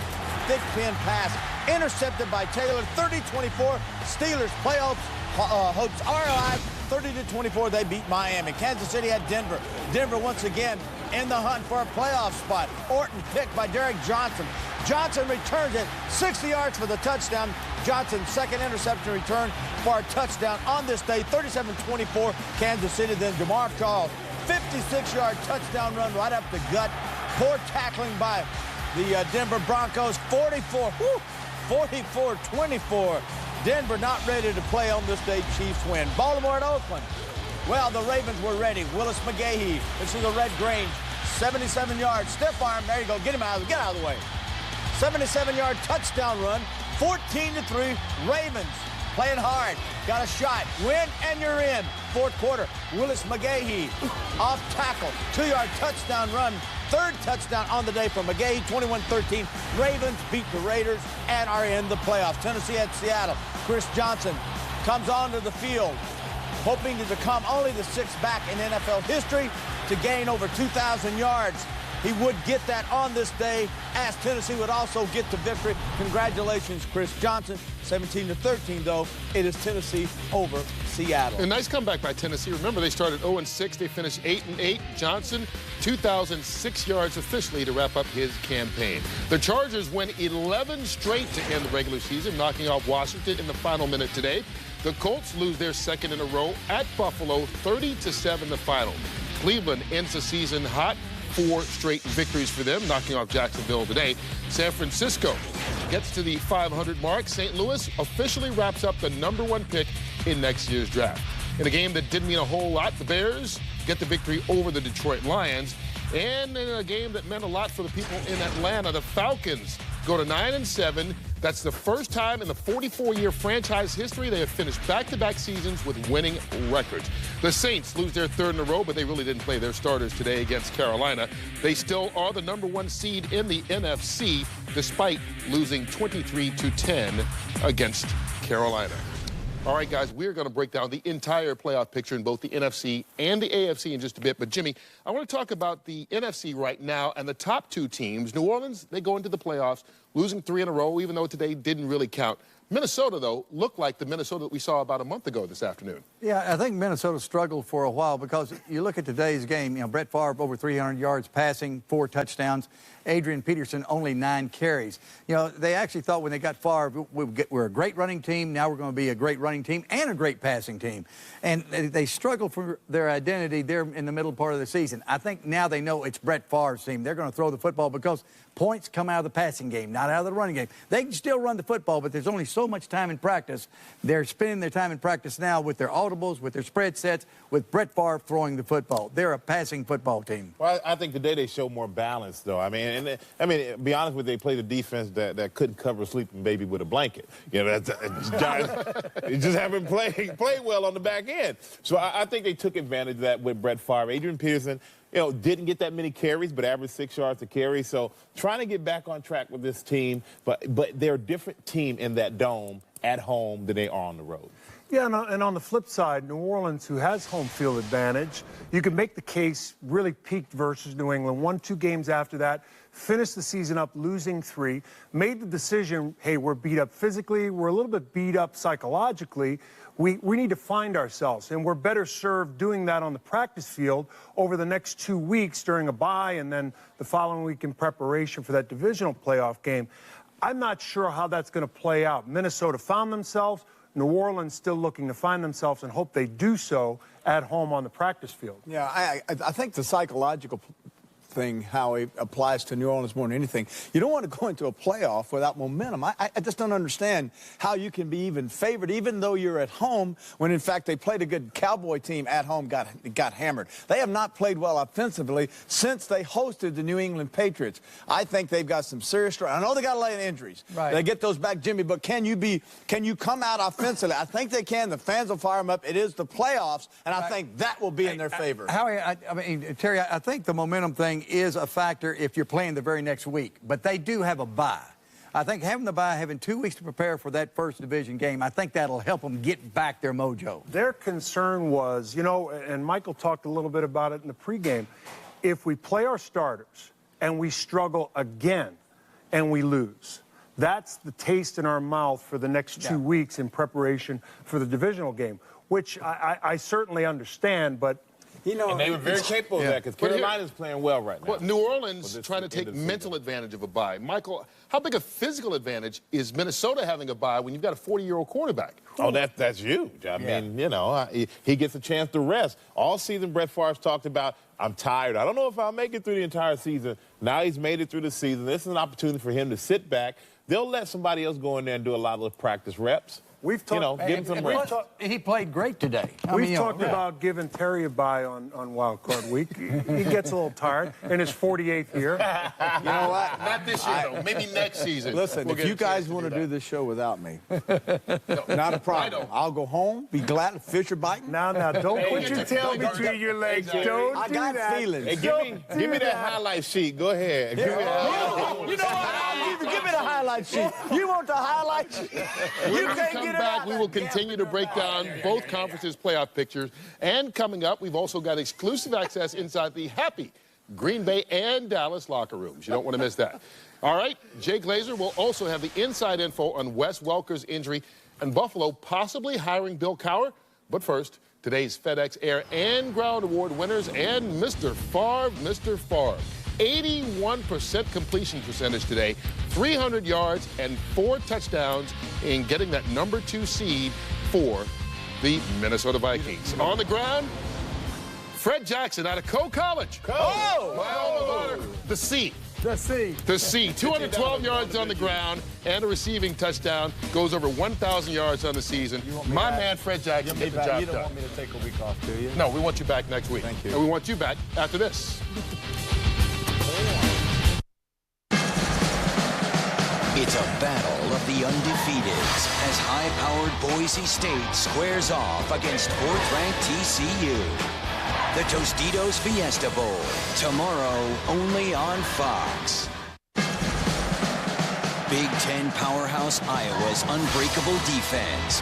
ACC champion Georgia Tech's unstoppable offense. The FedEx Orange Bowl, Tuesday, only on Fox. It is the thing that unites us, that brings families together, that shows us what heroes really look like. This is our United States of NASCAR. And as a new season dawns, our nation returns to its roots. Early start times, fierce rivalries, racing like it's meant to be. We're reborn in February with the Great American Race. And revived every weekend for months to come. The 2010 season of NASCAR on Fox. NASCAR comes home. Time now for the Autotrader.com Ultimate Fantasy Player of the Day. And who else? The man who went over the 2,000-yard mark this afternoon, Tennessee's Chris Johnson, becoming just the 6th player in NFL history to do so with 134 yards in that game against Seattle. Well, we told you that the Dallas Cowboys won the NFC East today. You might believe there was reason to celebrate in the locker room afterwards. I'll tell you what, this thing just got started. Let's don't look back now, baby. All the way. All the way. All right. Congratulations, guys. What a win. What a win. Really impressive. Got to do the same thing next week. You know that. The schedule now, we don't know when we're going to play yet, so they're going to announce it tonight. Remember what I said? If we play on Saturday, then we'll not come in tomorrow and practice on Tuesday. Okay? If it's a Sunday, we'll have a regular schedule. If it's a Sunday game, we'll have a regular schedule, except we'll have a victory Monday. Yeah! All right? All right? Everybody got that? And so the Cowboys win their final 3 games, clinch the NFC East and the number 3 seed in the NFC Conference. Now, before going into the locker room, a guy who's been a very big part of all this victory for the Cowboys lately, Tony Romo, caught up with our Pam Oliver. All right, thanks a lot, Tony Romo. First of all, you're going to have the most scrutinized back in the state of Texas. Tell me what's happening with that. I'm fine. It's just, you know, we got banged up a little earlier in the year, but we've been healthy there on out. Just a little tweak, but it'll be fine in a few days. I'll be fine. What's it like to don that hat that says NFC East champion? It feels good. You know, we set out, accomplished certain goals this year, and that was a step, obviously, in the process. But now you just got to keep going. It's nice to see. I'm proud of the guys and the coaching staff for today. What is the best part about the Cowboys right now? What do you like the best about the way this team is playing? Well, you know, we still have a lot of improvement, I think, but we're executing as a unit, both sides of the ball and on special teams. And I think anytime you have the ability to have a bunch of people, all 11, executing at a decently high level, you give yourself a great opportunity to accomplish your goals. And finally, they all say it, it's very hard to beat a team 3 times. Tell me what your mindset is as you head into the first round of the playoffs facing the same team you just beat. Well, we're going to see every blitz in the book next week, and I think, you know, that's what we got coming. It's going to be a great challenge for us. They're not going to sit back. They're going to try and take it. So we got to be prepared for that, come up with a new plan this week, and, you know, it'll be a great challenge. Congratulations. Thanks, Pam. Back to you. All right, thank you, Pam. Yeah, the cliche is it's hard to beat a team 3 times in one season. It's not as hard as you might think. We'll break down the numbers for you in just a minute. But right now, I want to get it back to Dallas and the guys who called today's matchup, Joe Buck and Troy Aikman, the same 2 guys who called next week's rematch. And guys, before we get into the numbers, do you think anything might be any different than it was today when these 2 teams meet in a wild card meet? Are we really on this show, or are we getting punked? Are you serious? We're on?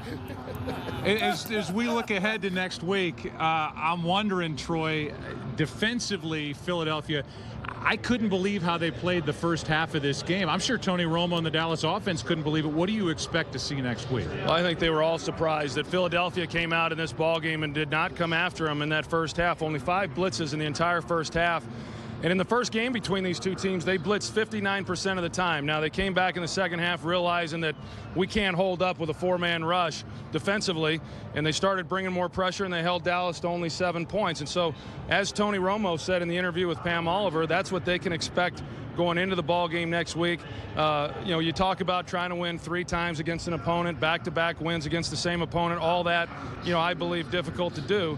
But yet, I think that the Eagles are going to come back, and we're going to see an entirely different ball club from the one we saw today. But from the Dallas side, it's exactly what you want. You want a defense that's running on all cylinders, that's just firing right now, and they're playing great the way they've played down the stretch. And you've got a hot quarterback who seems to really be in control of what he's doing, and he's a golfer. It's been a lot of fairways and greens for Tony Romo this season, not forcing it. He's taken some sacks, but the interceptions are down. I mean, this is the best scenario the Cowboys could have going into the playoffs. Well, you can make a case for the Cowboys playing the best of all the teams right now that are in the postseason in the NFC, and Tony Romo is a big reason why. And, you know, the big thing is, you're right, he's not turning the ball over. He had the 1 interception today, but as he said a few weeks back, that for a lot of quarterbacks, protecting the football comes second nature. That's not the case with him. He has to remind himself each and every snap, and whatever it is he's doing a good job of reminding himself, because he has protected the ball as well as we've seen from him through his entire career. Guys? Hey, you know, before you guys leave, we talked a little bit about Philadelphia. They came in as the hottest team in the NFC, having won 6 in a row. Were you surprised they played so flat throughout this afternoon? Yeah, I mean, that's the other side of the ball that we talked about. Offensively, you know, you can talk about their defense, but offensively, there was a lot of misfiring between Donovan McNabb and what's been a lot of weapons and a lot of big strikes so far this season. Yeah, I was surprised because in talking to Andy Reid the other day, I mean, it sounded like he was really confident they were going to be able to do some things in this ball game. And I think had they been able to hit the deep ball to Deshaun Jackson earlier in the game, I think it would have been an entirely different ball game. Not to suggest that the Cowboys wouldn't have gone on to win the game, but, you know, early on when they had their opportunities, they just failed to take advantage of it, and then things just snowballed on them. And that's why I believe next week will be a lot different, at least as far as the competitiveness goes. Troy Aikman's accomplished a lot of things in his career in and around the Dallas Cowboys organization. This, however, takes the cake, as we have now been a part of the OT presented by Lowe's. But, you know, it took you to week 17 to get here, but the audition you passed, we'll maybe have you back during the playoffs, guys. All right, Joe and Troy. And you know what? When you take a look at this, we talked about trying to beat a team 3 times in the same season. Everybody says it's hard to do, it's hard to do. We looked it up. Since the merger in 1970, 19 times a team has won the first 2 and had a chance to beat a team for the 3rd time in the playoffs. 12 of those 19 times, they've done it. So the majority of times, the team that wins the first 2 goes on to win that 3rd game. Now that we look next week, Michael, to Dallas trying to do that very same thing to Philadelphia, do you expect them to be able to? Well, you know, we were a team that lost twice, 07, and we beat them in the playoffs. Dallas is definitely capable. But, you know, it's confusing because this is one of those games where you know you have the playoffs. Both teams know they're in the playoffs. So do you put everything out there to win the game, even though for Philly, a lot more of that stake, second seed, having a bye. But if you're not winning that game and you know you're going to have to come back to Dallas, do you just say, let's just do what we need to do to get out of here, don't get anybody hurt? We'll come back next week, and we'll show something differently. I think that's why Tony Romo said we expect a lot more blitzes. Yeah, and certainly I think that was the MO on Philadelphia. Sean McDermott picked right up where Jim Johnson left off the season. He just blitz. First quarter, second quarter. For the Dallas Cowboys, I think it goes back to last year's 44-6 loss to Philadelphia, which forced a lot of changes on Jerry Jones's part. And I think one of them was making that locker room and that football field a lot more of a quarterback-friendly environment. It certainly paid off. And as Joe Buck mentioned, Tony Romo has been in the fairways a lot, if you want to use a golf analogy, but he's been in the rough a few times, too, and showed a great deal of mental toughness down the stretch. You're not going to get any bigger. You're not going to get any faster. It's psychological and schematic at this point for next week. I want to go back a little bit with what Mike said. It did look, because I saw one really deep pass, and McNabb missed Jackson.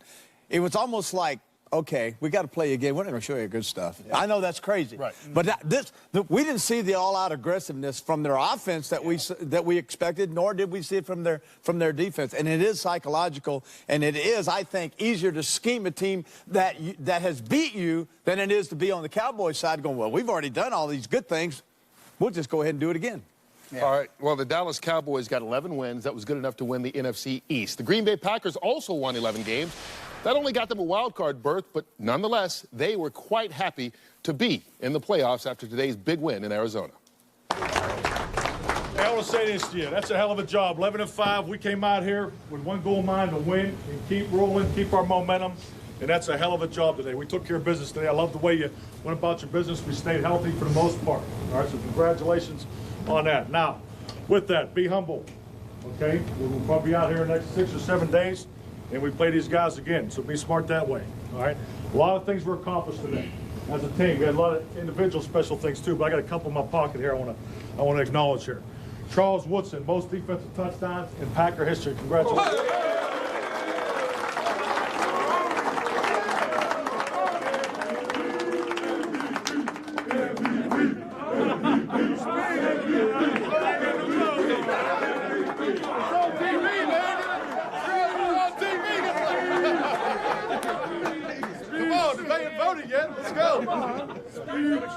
Hey, one other note. The all-time rushing defense in the history of the Green Bay Packers. Hey! And so Green Bay will face Arizona in Arizona again in a rematch next week and then in the playoffs. And Jimmy, you know, Green Bay goes in having won 7 of their last 8 games, and that one loss was that last play of the game loss in Pittsburgh. Might they be a very dangerous team right now? Yeah, Terry talked earlier about, going into the playoffs with some momentum. I think with the Green Bay Packers, as well as they played against Arizona today, Aaron Rodgers, he's playing with tremendous confidence. They're hitting on all cylinders. They're running the football the second half of the season so much better than what they did the first half of the season. They're playing solid defense. I think they dominated today's game. Even though Arizona played some backups, they dominated that game such that I think they'll go back into Arizona next week with a lot of confidence, feeling like, hey, they're the much better team. All right. They didn't take their foot off the gas today. No. They really didn't down the stretch here. You look at the last 2 months, they are playing as well as anybody in football. On the flip side, the last couple of weeks, Peyton Manning and the Colts, well, I guess you could say they just simply let their foot off the gas. They lost their second straight game today. And as the Colts quarterback starts off our sounds of the game, listen closely.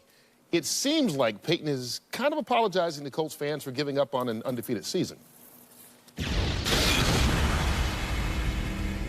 Here we are now in playoff mode, and that's where our focus is. And so that's still the focus is. And, I just want to say that to our fans how much we're going to need them next 2 weekends. They've been great for us all year. They've been unbelievably passionate and supportive of us. And the only way we're going to be able to win in 2 weeks is if everybody's in there together, and the fans are going to have to be there for us. So we hope they'll forgive what happened last weekend. We can all move on together, and we can be ready to go in 2 weekends. Hey, would I've loved it if we came out here and scored 41 today? I mean, yeah, sure. But is it worth the risk? And so those are the things that you have to weigh. And like I said, we had a formula that worked well for us back in 2006 with that 2 seed and that first round bye.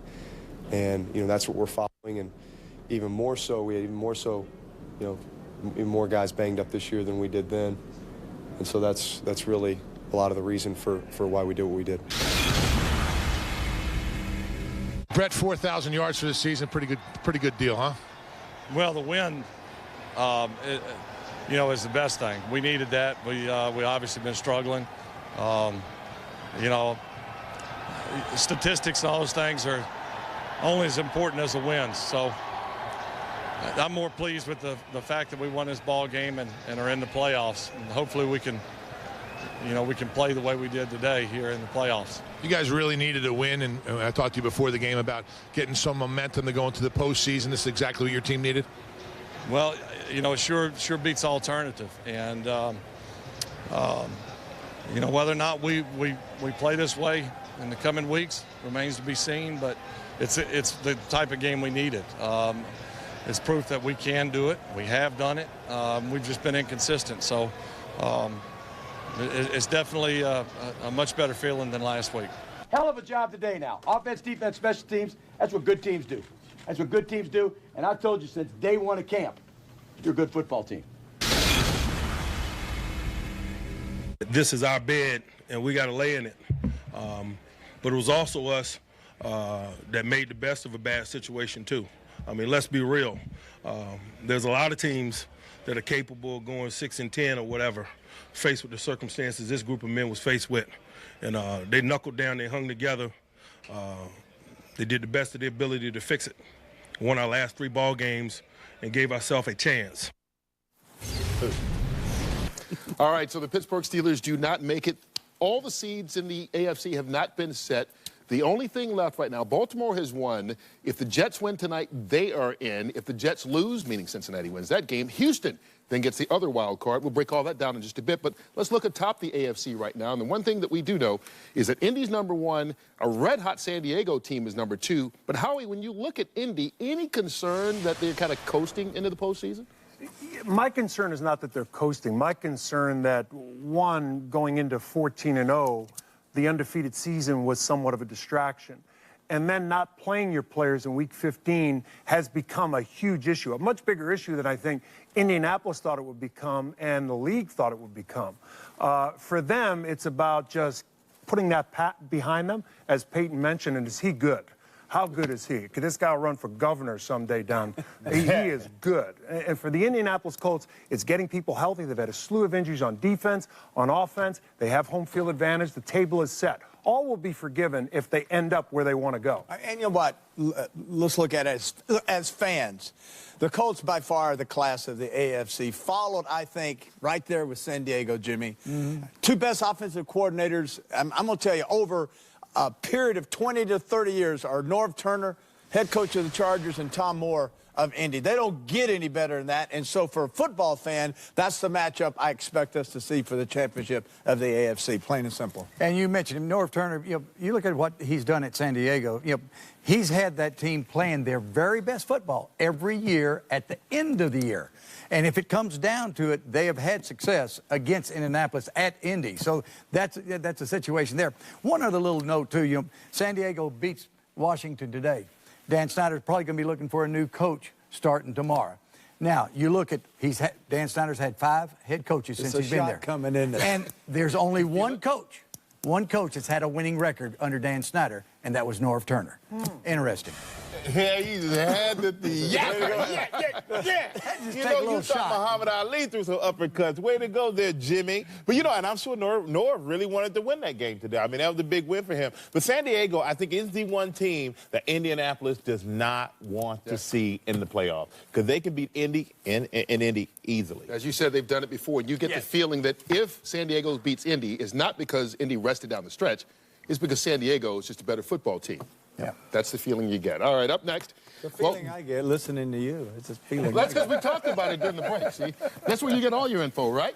Up next, speaking of info, Jake Glazer's got the latest on Wes Welker's injury. Plus, we'll take a look at next week's playoff matchups. But first, a reminder, to receive exclusive football updates throughout the week, text the word FOX to 387 on your wireless phone from AT&T. Back after this. Search for a car at Autotrader.com and we'll send you the largest selection of cars anywhere. So you can narrow it down by model, color, and price. That way you always find exactly what you want. Autotrader.com, the ultimate automotive marketplace. Hey, who's our best presentation guy? Carl. Tell Carl he's coming to New York with me. I thought you said Carl was our best presentation guy. Well, he is. Just last week, he told my team about FedEx Office print online for our presentations. We upload it to FedEx Office, then they print, bind, and ship it. The presentation looks good, right? Well, yes, but... Wait, you didn't actually bring Carl with you? Good morning. But I digress. We understand you need presentations done right. FedEx Office print online. Me. Oh! Yeah! Hoo! Pop, pop, pow! Bump, bump, toot, toot. Me. You. Oh, yeah. The following takes place between 6 p.m. and 7 p.m. Let's have a good show, everybody. Here we go in 5. Good evening, I'm Dan Carroll. I'm Trisha Mackey. Now they're just watching the evening rush, everything going smoothly. Some breaking news to report to you now. Beautiful day today. Not going to be the same tomorrow. Good job, everybody. Let's do it again tomorrow. When winter storms hit, count on the Fox 19 Morning News first. First in the morning with school and business closings. Your first forecast from meteorologist Frank Marzullo. Your first look at the traffic troubles to avoid. When winter storms hit, don't get caught unprepared. Turn to the Fox 19 Morning News first. The Fiesta Bowl is on Fox. But that doesn't mean you have to miss the Fox 19 10 o'clock news. Monday, just flip over to this TV Cincy channel 19.2 to catch the news at its regular time. Or stay with Fox 19 after the game. Either way, you can be sure to make Fox 19 your home for news. He came back for another shot at the playoffs. You can too. NFL.com Fantasy Playoff Challenge is back. It's free. And you could win a trip to Super Bowl 45. You thought the fantasy season was over. Sign up now at NFL.com/fantasy. You want the NFL? Go to the NFL. The OT is presented by Lowe's. For all your home improvement needs, Lowe's. Let's build something together. Fox tonight, kick off the new year with all new episodes of Sunday's Best Shows and a Simpsons high-speed adventure. Then, after the Cleveland show, Peter gets amnesia on Family Guy, followed by American Dad. All new episodes start next.